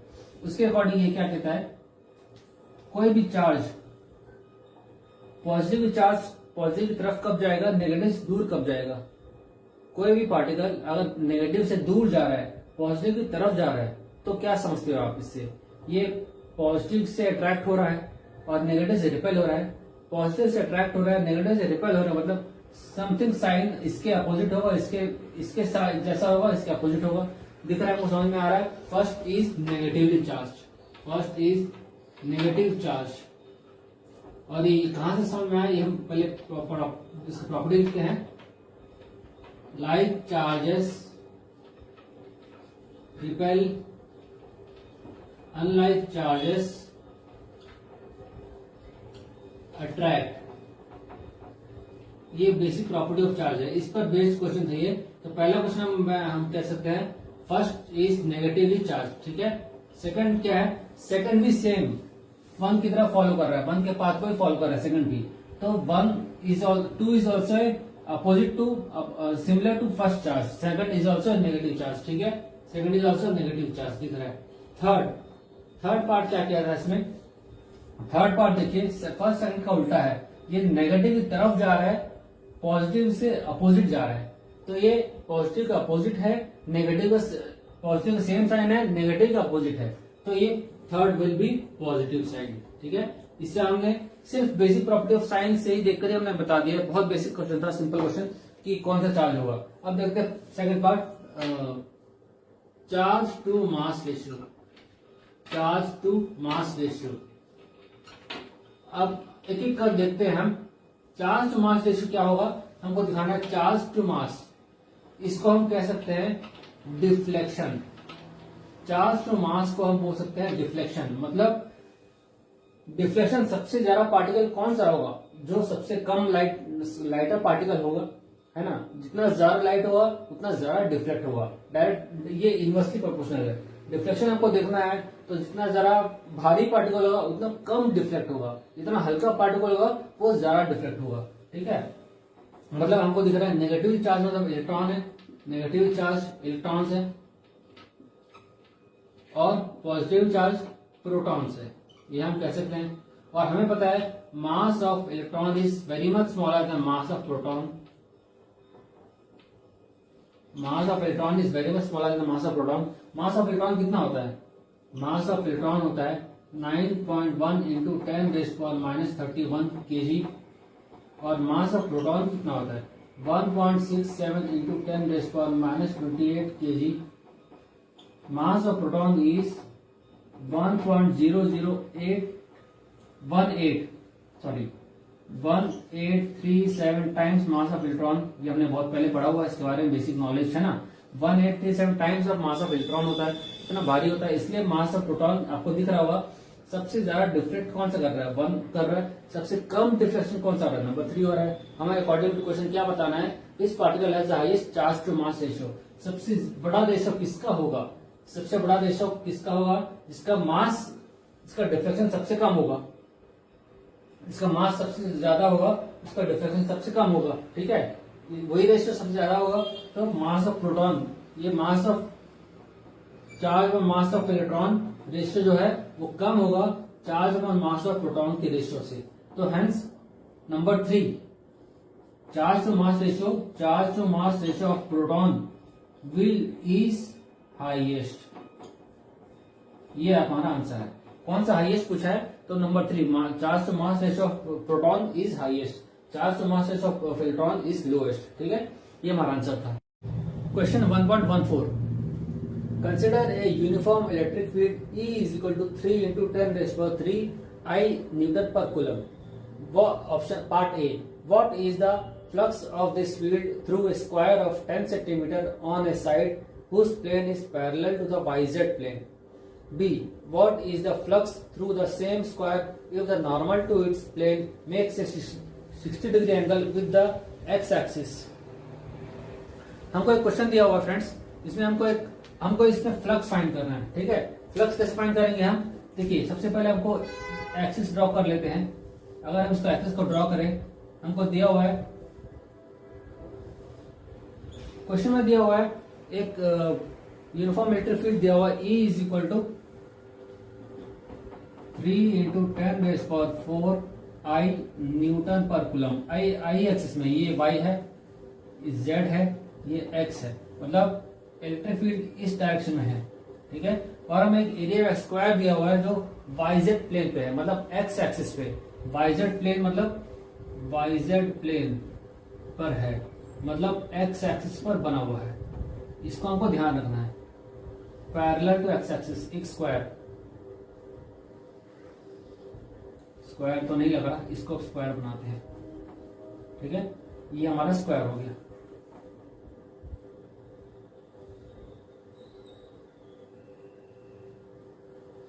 ठीक है। ये हमारा स्क्वायर हो गया, इसका एक साइड 10 सेंटीमीटर है, ठीक है। एक साइड इसका 10 सेंटीमीटर है, इसको और बड़ा कर सकते हैं। ठीक है, इतना ये अंडरस्टूड है कि हमारा स्क्वायर जो है वो 10 सेंटीमीटर स्क्वायर साइड वाला है। अच्छा, तो हमको इस केस में फ्लक्स फाइंड, दो केस हमारे पास, पहला है फ्लक्स फाइंड करना है parallel to the X axis. तो पहला केस के लिए सॉल्व करते हैं। पहला केस हमारा है फ्लक्स की फॉर्मूला क्या होता है friends, flux phi is equal to होता है E vector into area vector. Area vector को हम लिखते हैं डेल्टा ए। ठीक है, ये ई वेक्टर और ये एरिया वेक्टर, ये हमने फॉर्मूला में थ्योरी में पढ़ा हुआ है। फ्लक्स कैलकुलेट करने के लिए जब आपको इलेक्ट्रिक फील्ड दिया हो और फ्लक्स की वैल्यू फाइंड करनी हो यूजिंग एरिया वेक्टर, तो आप फॉलो करते हो ई डॉट है, ई डॉट प्रोडक्ट है, ई वेक्टर है तो डॉट प्रोडक्ट होगा E is equal to E D A cos theta. ये हमारा फॉर्मूला होता था। अब पैरेलल बोल रहा है, ये इसके पैरेलल है, दोनों पैरेलल है तो एंगल दोनों के बीच का एंगल कितना हो गया 0 डिग्री। ठीक है, तो cos 0 1, तो E D S phi is equal to E dot D A या डेल्टा ए लिख सकते हैं, डेल्टा ए। ठीक है, अब एरिया निकालना है। एरिया हमारा एरिया ऑफ स्क्वायर कितना दिया हुआ है 10 सेंटीमीटर है, स्क्वायर है तो 10 का स्क्वायर हो जाएगा। ई की वैल्यू है 3 इंटू 10⁴ इंटू एरिया 10 इंटू 10⁻² का स्क्वायर, ये हमारा एरिया हो गया। तो 3 इंटू 10⁻⁴ इंटू 10 इंटू 10⁻³ हो जाएगा। ठीक है, 4 और ये -4। ठीक है, 100 इंटू 10⁻⁴ हो जाएगा। इसको सिंपलीफाई करेंगे अपने, हमको 3 इंटू 10 मिल जाएगा न्यूटन। इलेक्ट्रिक फील्ड का यूनिट होता है न्यूटन पर कूलम और इसका एरिया का मीटर स्क्वायर, तो ये हो गया 30 न्यूटन मीटर स्क्वायर पर कूलम। ये इज द आंसर। फ्लक्स की वैल्यू, इतनी फ्लक्स पास हो रही है, इतनी फ्लक्स यहां से पास हो रही है इस एरिया से। अब पार्ट बी एक ट्विस्ट है इसमें। पार्ट बी क्या कहता है, जब एरिया वेक्टर 60 डिग्री एंगल बना रहा है इलेक्ट्रिक फील्ड से, है ना, नॉर्मल 60 डिग्री बना रहा है, तो फ्लक्स की वैल्यू क्या होगी। सिंपल है, अगेन कुछ नहीं करना है आपको, सीरियस क्वेश्चन दे दिया हुआ, बस हल्का सा चेंज करना है। वो चेंज ये है, थीटा की वैल्यू इस बार 60 डिग्री दे दी हुई है, तो फ्लक्स हो गया, flux is equal to E D A cos theta की वैल्यू 60 डिग्री हो गया। कॉस 60 होता है 1/2, तो 3 इंटू 10⁴ इंटू 100 इंटू 10⁻⁻⁴ इंटू 1/2। ठीक है, -3। तो ये हो गया आपका आंसर। सॉरी 3 है, 3 है, यहां भी 3, यहां भी 3। ठीक है, तो ये हो गया हमारा आंसर। 3 कटा, कैंसिल हो, बचा 15 न्यूटन मीटर स्क्वायर पर कूलम। ये आंसर पार्ट बी का। फ्लक्स व्हेन प्लेन से 60 डिग्री एंगल पे इंक्लाइंड है, हमको ऐसा देखना है, ये इस बार ये थीटा है और थीटा की वैल्यू सेकंड केस में 60 डिग्री है, तो हमको एरिया वेक्टर इंक्लाइंड है फ्रेंड्स, तो हमको ये समझना होगा। एरिया वेक्टर को हमने सॉल्व किया, इनिशियली एरिया वेक्टर प्लेन था डेल्टा एस था, सेकंड केस में एरिया वेक्टर 60 डिग्री इंक्लाइंड हो गया तो डेल्टा एस था cos 60, ये हमने चेंज किया बस। फर्स्ट केस ये था, सेकंड केस ये हुआ, डेल्टा एस को हमने चेंज किया cos 60 डिग्री। एरिया वेक्टर को ही हमने पैरेलल टू इंक्लाइन किया ताकि इसमें इस एंगल में आ सके, बस ये चेंज किया हमने। ठीक है, ये था हमारा question 1.14। Question 1.15, what is the net flux of the uniform electric field of exercise 1.14 through a cube of side 20 cm oriented so that its faces are parallel to the coordinate planes। एक question दिया हुआ है मेरे पास, last question 3.14 का ही extension है। इसमें क्या क्या गया है, एक क्यूब है जो कोऑर्डिनेट प्लेन्स के पर रखा हुआ है, इसका डायमेंशन है 20 सेंटीमीटर ईच। एक क्यूब एक साइड का 20 सेंटीमीटर है और हमें पता है पूरा सारे साइड सेम होते हैं, तो सबका डायमेंशन 20 सेंटीमीटर होगा, क्यूब है ये। और हमें दिया हुआ है सेम इलेक्ट्रिक फील्ड दिया हुआ है, इसकी वैल्यू 3 इंटू 10⁻³ न्यूटन पर कूलम, सेम प्रीवियस क्वेश्चन का वैल्यू है और डायरेक्शन सेम इसी डायरेक्शन है, ई की वैल्यू। ठीक है, अब हमें यहाँ पर फ्लक्स निकालना है through each and every faces. तो हम क्या करते हैं सॉल्व करने के लिए, चलिए सॉल्व करते हैं। सॉल्व करने के लिए हम सबसे पहले सारे फेस को इंडिविजुअली मार्क कर लेते हैं। सॉल्व कैसे करेंगे, सबसे पहले इसको हम अलग अलग फेस के लिए हम ऐसे इस फॉर्म में चेंज कर लेते हैं। ये हमारा फेस ये हो गया।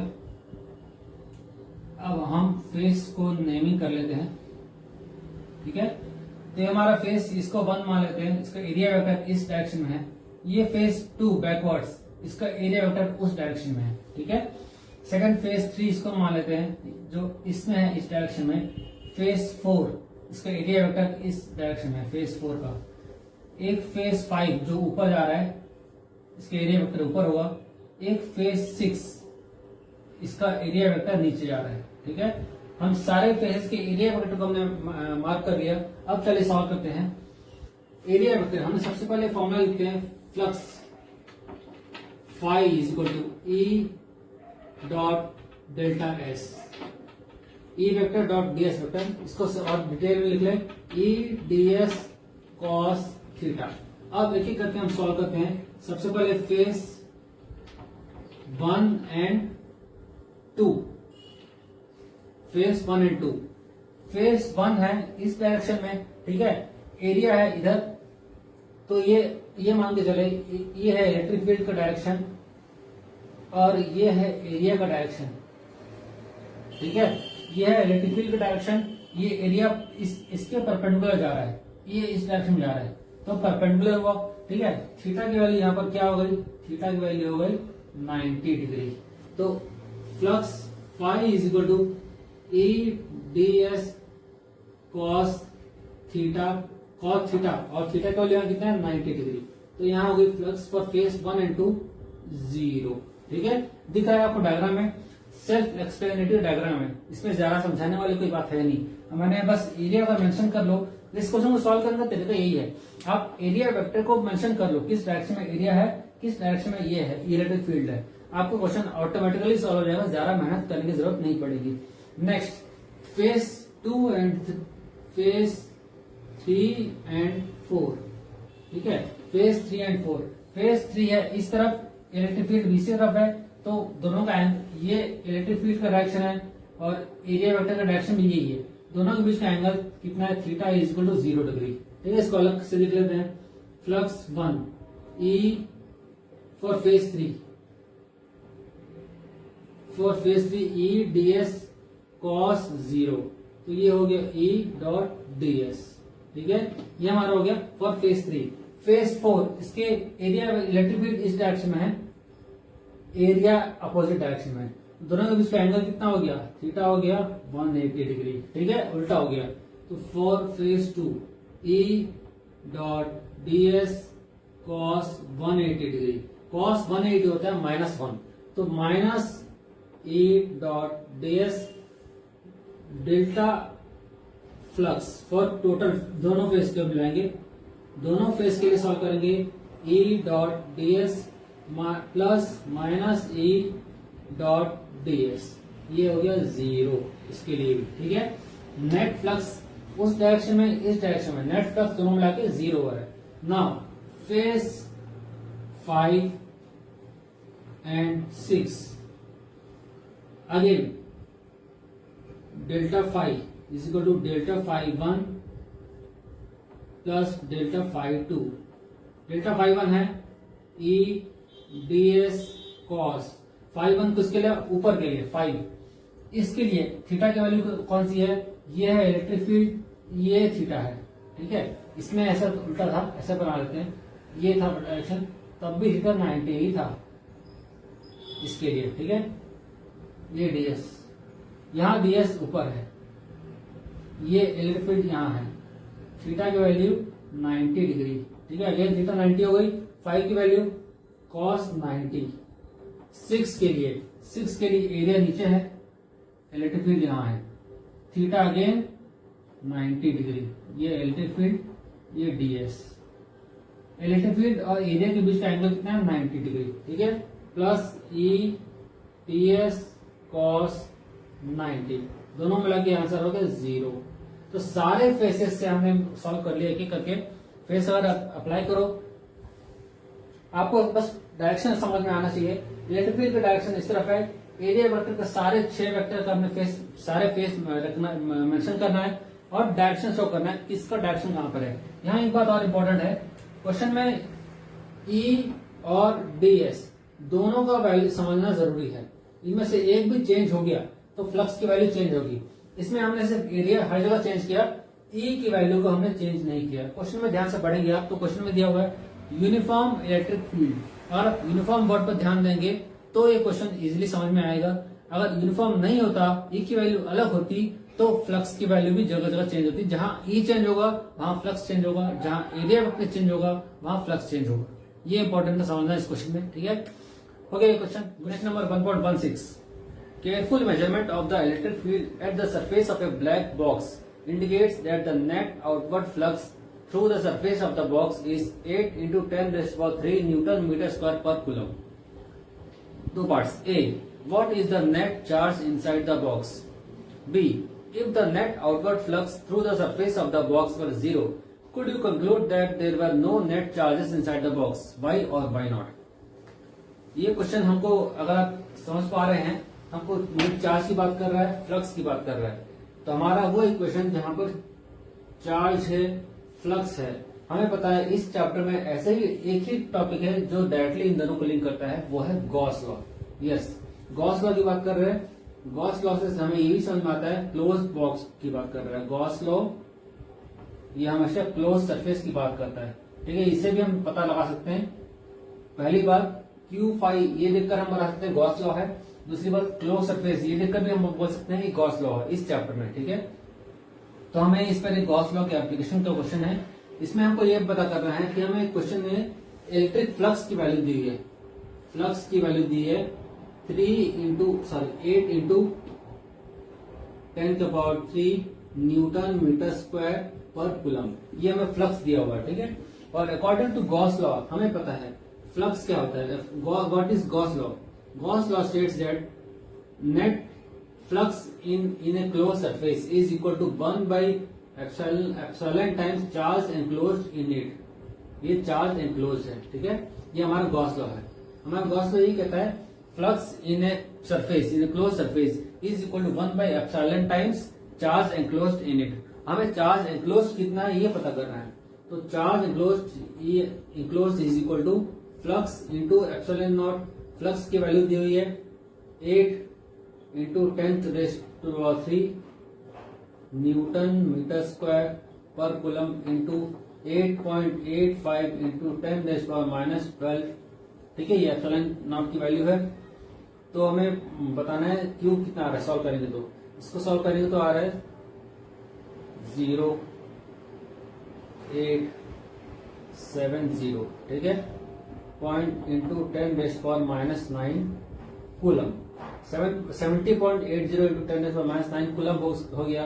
इसे कह सकते हैं 70 नैनो कूलम, या फिर 0.07 इंटू 10⁻⁻6, ये हो गया 0.07 माइक्रो कूलम।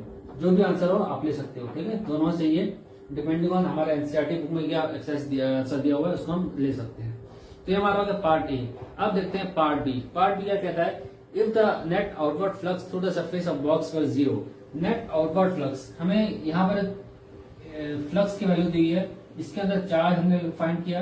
अगर net outward flux is 0, outward जा रहा है वो अगर 0 है तो क्या हम ये कंक्लूड कर सकते हैं कि इसमें चार्ज है ही नहीं।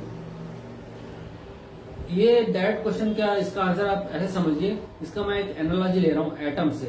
हम एटम की बात करते हैं तो हम ये बोलते हैं एटम्स आर इलेक्ट्रिकली न्यूट्रल। इसका मतलब ये है कि एटम्स में अगर हम बोलते हैं एटम से आपको शॉक नहीं लग रहा तो मतलब क्या उसमें चार्ज नहीं है? नहीं, ऐसा नहीं है। एटम में चार्जेस हैं, बस जितने पॉजिटिव प्रोटॉन्स है उतने ही इलेक्ट्रॉन्स होते हैं। ये हमें बहुत पहले से पता है। जितने प्रोटॉन्स है उतने इलेक्ट्रॉन्स है। तो चार्जेस तो है but they are equally balancing each other, they are neutralizing their effect. Similarly इस पे फ्लक्स 0 हो रहा है, इसका मतलब ये नहीं कि चार्जेस नहीं है। हो सकता है प्लस क्यू चार्ज यहाँ जितना है उतना ही माइनस क्यू यहाँ पर भी है, जितना प्लस क्यू यहाँ है उतना ही माइनस क्यू यहाँ भी है, जितना प्लस क्यू यहाँ है उतना ही माइनस क्यू यहाँ भी है। तो ये प्लस क्यू माइनस क्यू एक दूसरे को न्यूट्रलाइज कर रहे हैं, कैंसिल आउट कर रहे हैं। तो net charge Q net is equal to 0 का मतलब ये नहीं है कि नेट आउटवर्ड फ्लक्स की वैल्यू 0 हो जाएगी। हमें क्वेश्चन में बोला है Q नेट की वैल्यू, फ्लक्स की वैल्यू 0 है, फ्लक्स की वैल्यू 0 है। इसका मतलब ये कभी नहीं बोल सकते Q net is equal to 0। No, ऐसा नहीं हो सकता। इसको हम बोल सकते हैं neutralizing effect, neutralizing effect of charges. Charges एक दूसरे को न्यूट्रलाइज कर रहे हैं, इसलिए नेट आउटवर्ड फ्लक्स 0 हो सकता है। तो ये हमारा आंसर हो गया 1.16। Question 1.17, A point charge plus 10 microcoulomb is at a distance 5 cm directly above the center of a square of side 10 cm as shown in figure. What is the magnitude of the electric flux through the square? Hint: think of the square as one face of a cube with edge 10 cm. हमें question में दिया हुआ है एक square है, इसका side 10 centimetre है और उसके 5 सेंटीमीटर हाइट पर एक चार्ज रखा हुआ है क्यू। ठीक है, हमें इसका नेट फ्लक्स फाइंड करना है इस चार्ज के, इस स्क्वायर से। तो हमने जैसे अभी हमने क्वेश्चन, लास्ट क्वेश्चन सॉल्व किया गॉस लॉ है। गॉस लॉ सॉल्व करने के लिए आपको एक क्लोज सरफेस की जरूरत पड़ती है। ठीक है, जब तक आप क्लोज सरफेस नहीं कर पाओगे स्क्वायर सॉल्व नहीं होगा। इस स्क्वायर को हम वन साइड ऑफ एक क्यूब मान सकते हैं, क्योंकि हमें पता है क्यूब का क्रॉस सेक्शन स्क्वायर ही होता है। ठीक है, एक क्यूब अगर हम बना ले, ठीक है, इसको हम एक क्यूब बना लेते हैं यहाँ पे, इसमें स्क्वायर चार्ज एनक्लोज। ठीक है, ये हमारा क्यूब बन गया, इसमें चार्ज एनक्लोज कर लेते हैं।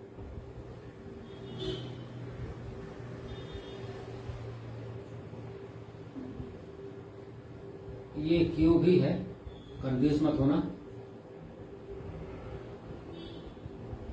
इस पर चार्ज सेंटर पे 5 सेंटीमीटर ऊपर हाइट पे एक चार्ज क्यू रखा है, इसके साइड्स 10 सेंटीमीटर है जैसे क्वेश्चन में दिया हुआ है। ठीक है,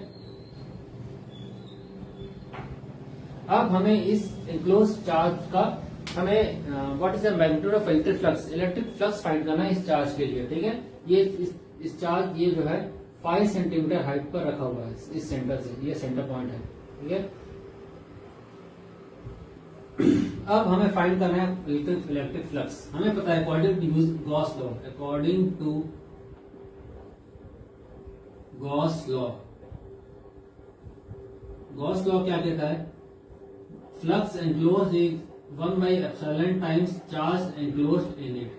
तो हमें फ्लक्स की वैल्यू बतानी है, चार्ज हमें दिया हुआ है, चार्ज की value 10 microcoulomb plus 10 × 10⁻⁻6 divided by 8.85 × 10⁻12। ठीक है, ये हमारे वैल्यूज को सॉल्व करेंगे तो हमें मिलेगा 10⁻⁷ 1/8.85, ये आ जाएगा 1.7 इंटू ऊपर अगर 10⁻⁷ -12 प्लस 5।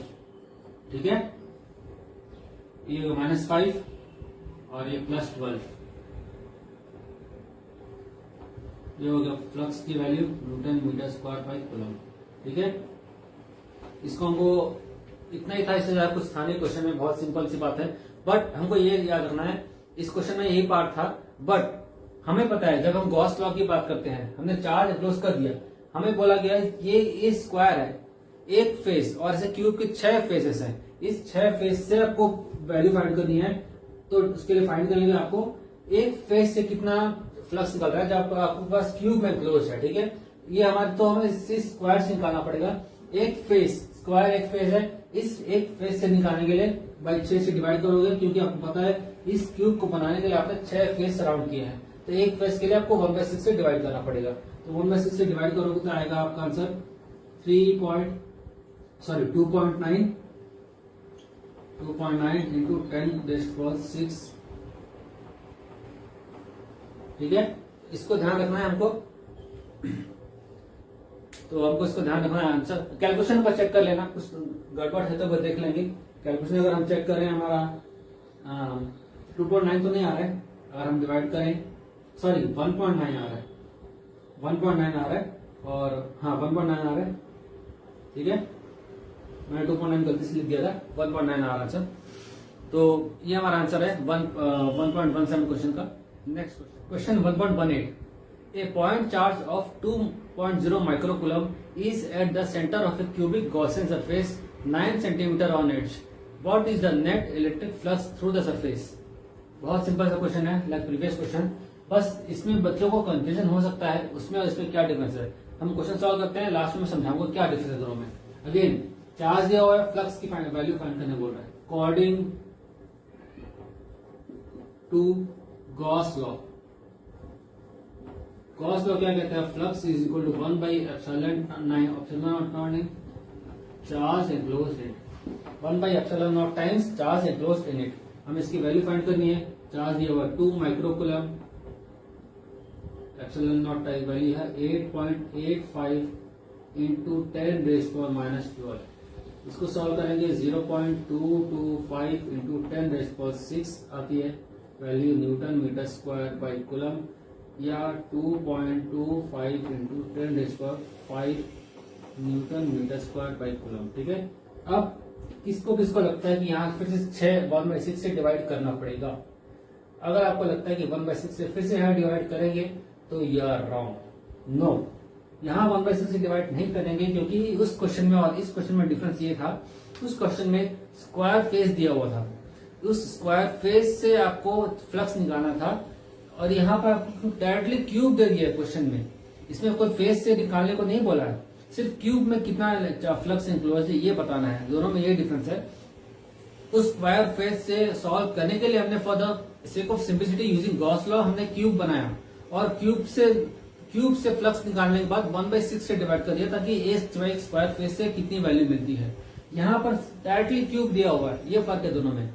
इस क्यूब से ही निकालना आपको, और कुछ नहीं करना, सिर्फ वैल्यू निकाल के रख देना है, क्योंकि क्यूब में ही बोला है, किसी फेस में नहीं बोला है। ठीक है, एंटायर क्यूब में कितना है फ्लक्स ये बोला है। ये था हमारा question 1.18। Next question 1.19। A point charge causes an electric flux of -1 into 10⁻³ Newton meter square per coulomb to pass through a spherical Gaussian surface of 10 centimeter radius centered on the charge. A. If the radius of the Gaussian surface were doubled, how much flux would pass through the surface? B. What is the value of the point charge? Again, Gauss law पे based question है ये।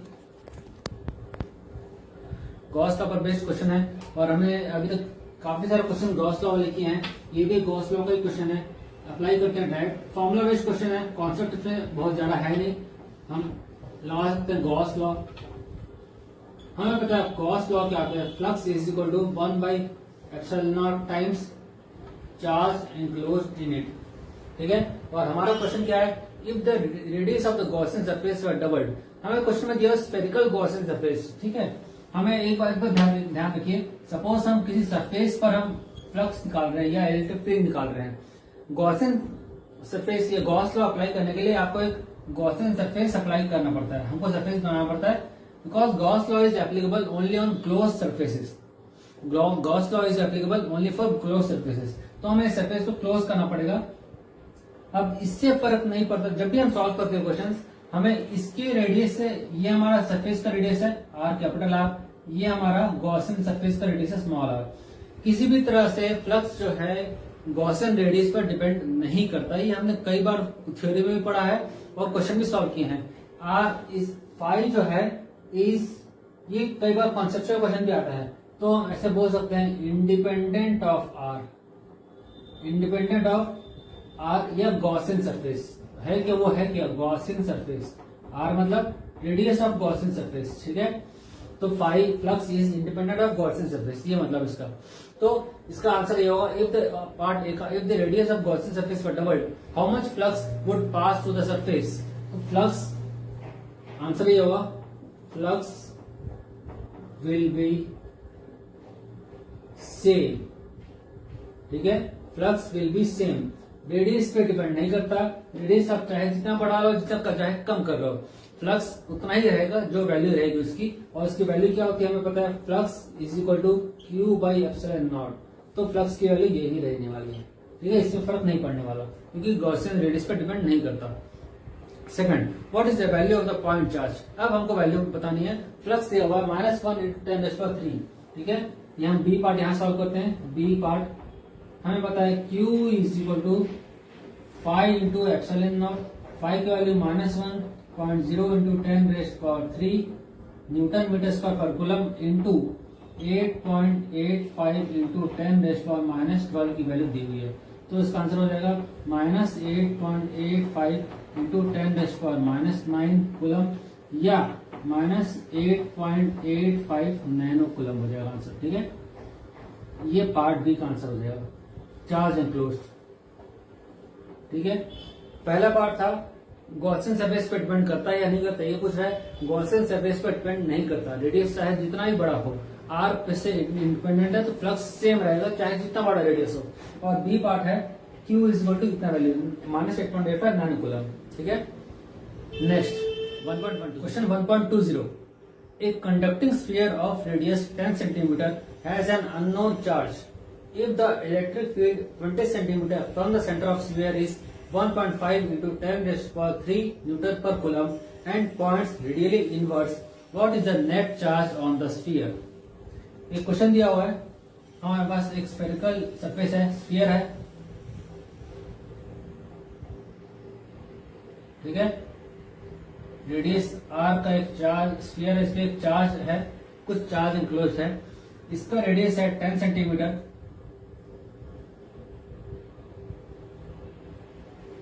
ये are radius है, इसका radius 10 centimetre. एक 20 centimetre distance पर electric field है point P पर, इसका डिस्टेंस सेंटर से 20 सेंटीमीटर है।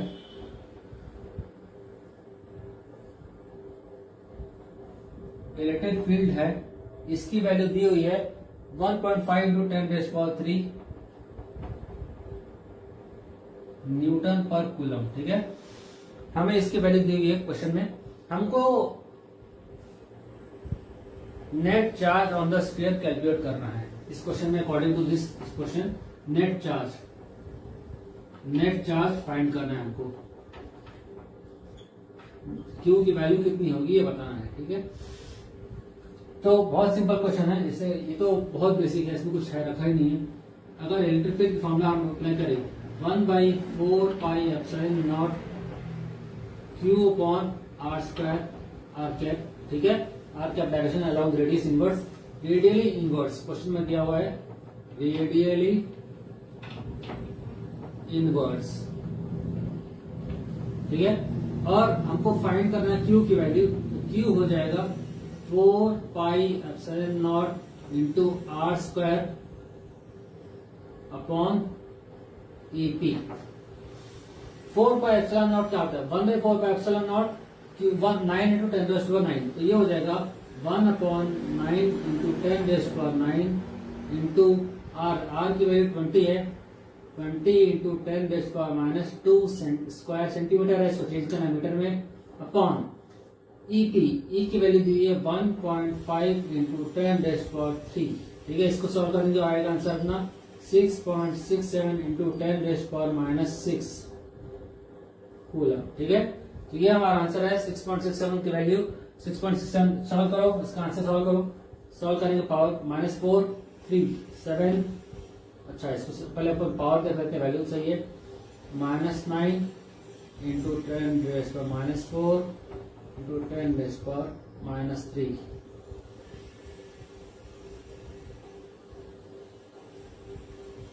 ये हो जाएगा, पूरा सॉल्व करेंगे। ठीक है, 6 7 इंटू 10⁻। अच्छा, ये तो कैंसिल हो जाएगा। कितनी दी वैल्यू? ठीक है, इसकी वैल्यू हो जाएगी, सॉल्व करेंगे अपन तो इतनी वैल्यू आएगी नैनो कूलम। अगेन 6.7 या 6.7 नैनो कूलम वैल्यू पुट करेंगे अपना, हम हमारा आंसर आ जाएगा इतना। ठीक है, तो ये हो गया हमारा आंसर। और कुछ फाइंड करना था क्या? नहीं। अच्छा, ये दिया हुआ डायरेक्शन बताना है। डायरेक्शन देखिए, रेडियली इनवर्ड बोल रहा है, और हमने पढ़ा है इलेक्ट्रिक फील्ड जो होता है, इलेक्ट्रिक फील्ड की वैल्यू पॉजिटिव टू नेगेटिव होती है। रेडियली इनवर्ड क्वेश्चन में बोल रहा है, तो नेट चार्ज अगर आपको डायरेक्शन की बात करें, हमें पता है electric field positive to negative, तो यहाँ पॉजिटिव है नेगेटिव, क्वेश्चन में इनवर्ड दिया हुआ इनवर्ड, तो चार्ज की मैग्नीट्यूड जो है दिया हुआ है, साइन क्या होगा, साइन क्या होगा, माइनस साइन। तो चार्ज की वैल्यू हो जाएगी -6.67 नैनो कूलम। ठीक है, ये हो जाएगा हमारा answer. Next question 1.21, A uniformly charge conducting sphere of 2.4 meter diameter has a surface charge density of 80 microcoulomb inverse meter square. A. Find the charge on the sphere. B. What is the total electric flux leaving the surface of the sphere? दो question दिए हुए, एक ही question में दो सब parts है, एक एक सॉल्व करते हैं दोनों को। हमें दिया हुआ है सरफेस 2.4 मीटर डायमीटर, मतलब 1.2 मीटर रेडियस, हमें रेडियस का मतलब है। ठीक है, और सरफेस चार्ज डेंसिटी सिग्मा की वैल्यू दी हुई है। इसको सॉल्व करते हैं। पार्ट ए, ये कह रहा है what is the charge on the sphere, और हमें पता है सरफेस चार्ज डेंसिटी इससे निकालते हैं हम। चार्ज डेंसिटी हम कोई रिविजन कर देते हैं क्या क्या होता है। जब हम कंटिन्यूस चार्ज डिस्ट्रीब्यूशन पढ़ते हैं गॉस लॉ में, कंटिन्यूस चार्ज डिस्ट्रीब्यूशन में तीन तरह के होते हैं, लीनियर चार्ज डेंसिटी, फिर surface charge density sigma, volume charge density rho. ये होता है Q बाई एल, ये होता है Q upon A. Q by per unit length, charge per unit length, charge per unit area, और इधर चार्ज पर यूनिट वॉल्यूम। हमें इस क्वेश्चन में सरफेस चार्ज डेंसिटी की बात कर रहे हैं, सरफेस चार्ज डेंसिटी की बात कर रहे हैं। ये कंटिन्यूस चार्ज डिस्ट्रीब्यूशन में हमने पढ़ा है। ठीक है, तो इसकी बात हम करें तो हमें पता है sigma is equal to Q upon surface charge density A. Q की वैल्यू फाइंड करनी है। सरफेस, इसका सरफेस एरिया कितना होगा, 4 पाई आर स्क्वायर होगा। ठीक है, तो Q निकालना है हमें। Q is equal to 4 pi R की वैल्यू 1.2 का स्क्वायर इंटू 80 माइक्रोकूलम 10⁻⁻⁶। ये होता है 1.3 इंटू 10⁻⁴। ठीक है, -3 कूलम। तो ये हो गया हमारा चार्ज की वैल्यू। ठीक है, इस पे हम चार्ज की वैल्यू निकालेंगे, तो ये हमारा चार्ज की वैल्यू। सेकंड हो गया what is the total electric flux. What is the total electric flux निकालना है हमको। ठीक है, इलेक्ट्रिक फ्लक्स हम निकालते हैं बी पार्ट। फ्लक्स होता है Q बाई एप्सिलॉन नॉट, इसकी वैल्यू हमने अभी निकाली 1.3 इंटू 10⁻³ डिवाइडेड बाई 8.85 इंटू 10⁻⁹। ठीक है, ये आ जाएगा आपका 1.6 इंटू 10⁻⁻12 सॉरी -12। ये हो जाएगा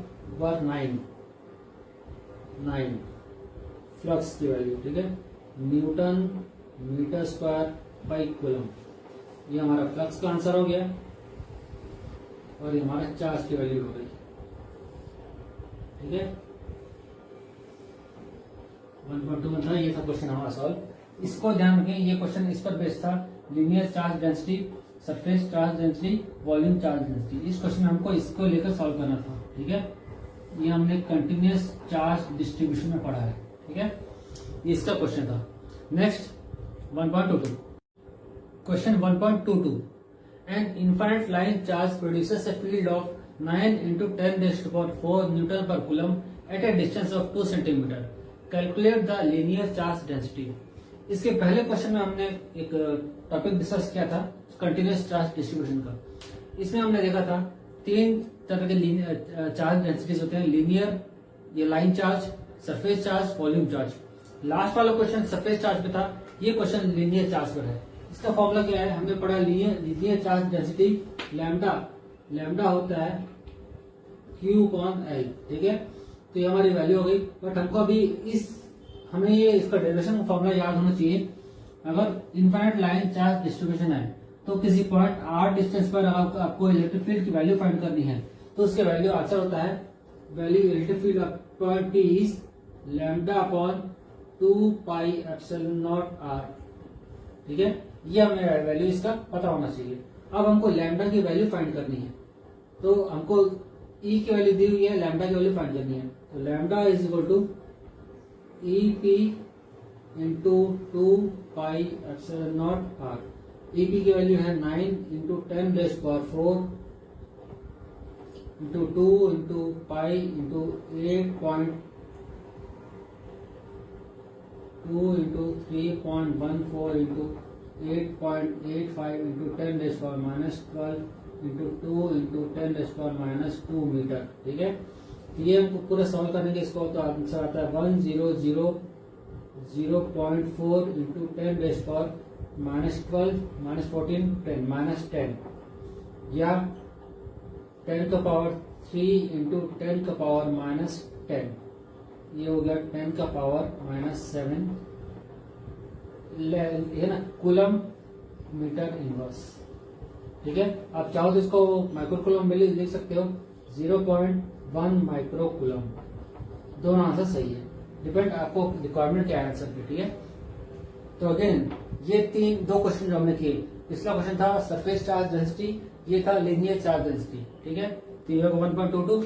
next question 1.23। Question 1.23, two large thin metal plates are parallel and close to each other.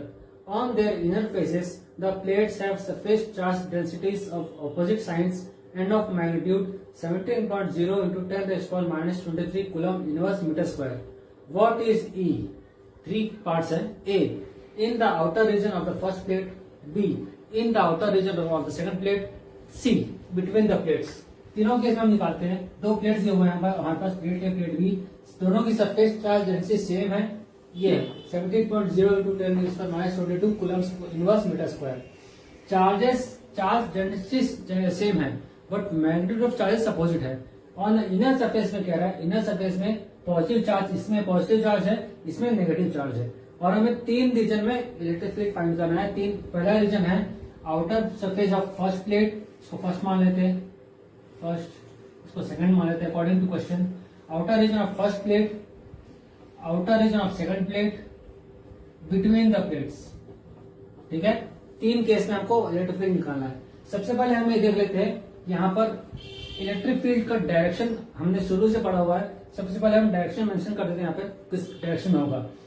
Positive to negative होता है, पॉजिटिव से निकलता है, नेगेटिव की तरफ जाता है। तो फर्स्ट प्लेट से जितने भी रीजन में होगा वो ऑलवेज अवे ही जाएगा। ये होता है फर्स्ट प्लेट मान लेते हैं E1, है ना, इस डायरेक्शन में E1, इस रीजन में भी यहाँ E1, ये E1 और ये E1 पॉजिटिव से बाहर जाएगा, नेगेटिव की तरफ जाएगा। ड्यू टू फर्स्ट प्लेट हर रीजन में दूर जाएगा, ड्यू टू फर्स्ट प्लेट, क्योंकि फर्स्ट प्लेट में पॉजिटिव है तो सब में दूर जाएगा। ड्यू टू सेकंड प्लेट सब में पास आएगा, तो पास इधर आएगा, इधर आएगा, इधर आएगा, पास आ रहा है। ठीक है, towards second plate, from away from positive, away from positive और टुवर्ड्स नेगेटिव। इसको याद रखें, ये ट्रम्प लाइन है इस क्वेश्चन को सॉल्व करने का प्लेट से। जब भी प्लेट वाला क्वेश्चन है हमेशा याद रखो, ये ट्रिक है, टिप कह लो या ट्रिक कह लो। ठीक है, away from positive towards negative, away from positive towards negative, इसको ध्यान रखना है। ठीक है, ये इंपॉर्टेंट ट्रम्प लाइन है, इससे सारे इस पूरा क्वेश्चन सॉल्व होगा। अब आइए सॉल्व करते हैं। फर्स्ट प्लेट क्या कह रहा है, outer part of first plate. ठीक है, इस रीजन में हमको इलेक्ट्रिक फील्ड फाइंड करना है। इलेक्ट्रिक फील्ड होता है, electric field for region 1 E net हो जाएगा।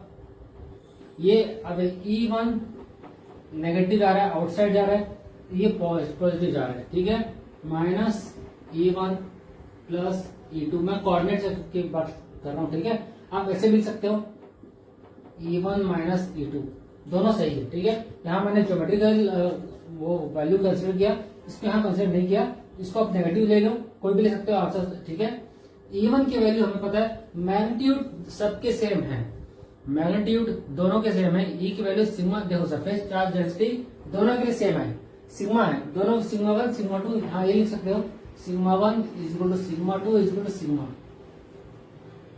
ये लिख सकते हो। इस कंडीशन में ये वैल्यू हो जाएगी 0। ठीक है, ये हो जाएगी 0, क्योंकि E की वैल्यू होती है, यहां लिख रहा हूं, E होता है for surface charge density 2 sigma epsilon naught. Electric field due to infinite plane sheet, ये होते हैं सिग्मा बाय 2 एप्सिलॉन नॉट। इसकी वैल्यू रखेंगे तो इसकी वैल्यू E net after in region 1 E net 0 हो जाएगा। In region 2 for region 2 E net, इसको भी अपोजिट है, ये बाहर जा रहा है, ये नेगेटिव आ रहा है, ई नेट हो गया अगेन E1 माइनस E2 हो जाएगा, या माइनस E1 प्लस E2 लिख लो, दोनों सही है, दोनों मतलब सेम है, इसका भी आंसर 0 फॉर रीजन 3। दोनों सेम डायरेक्शन में है तो ई नेट क्या हो जाएगा, ऐड नहीं हो जाएगा, E1 प्लस E2, ये हो जाएगा sigma by 2 epsilon not plus sigma by 2 epsilon not हो गया sigma upon epsilon not. Sigma की वैल्यू दी है 17.0 into 10 rays power minus 22 upon epsilon not होता है 8.85 इंटू 10 रेज़ पावर माइनस 12। इसको अगर सिंप्लीफाई करें 17.0 upon 8.85 into 10 rays power minus 12 minus 10, ये हो जाएगा अप्रॉक्स 1.9 कह सकते हैं इंटू 10 रेज़ पावर माइनस 10। ये हो गया newton coulomb inverse electric field find किया हमने, ठीक है। ये हमारा नेट आंसर है, final answer A B C तीनों रीजन में। इसको ध्यान रखें, ये क्वेश्चन इजीली सॉल्व होगा, away from positive towards negative, ठीक है। रीजन जब फाइंड कर रहे हैं away from positive towards negative, ठीक है। ये हमारा ऑब्जेक्टिव हुआ। यहां से खत्म होता है हमारा exercise electric charge and fields question number 1.23। कुछ भी आपको डाउट रहा हो, कहीं क्वेश्चन में गलती रहा हो, मेरे ख्याल से एक क्वेश्चन में कुछ करेक्शन रहा है, मुझे जितना याद आ रहा है, उसमें आप नीचे कमेंट करके बता दीजिएगा, हम करेक्शन करने की कोशिश करेंगे, ठीक है। कुछ भी कमेंट हो, क्वेरी हो, कुछ भी कहना चाहते हैं प्लीज कमेंट कीजिए, वीडियो को लाइक कीजिए, शेयर कीजिए और सब्सक्राइब कीजिए चैनल को, ठीक है। मिलते हैं अगले वीडियो में नए चैप्टर के साथ नए वीडियो में।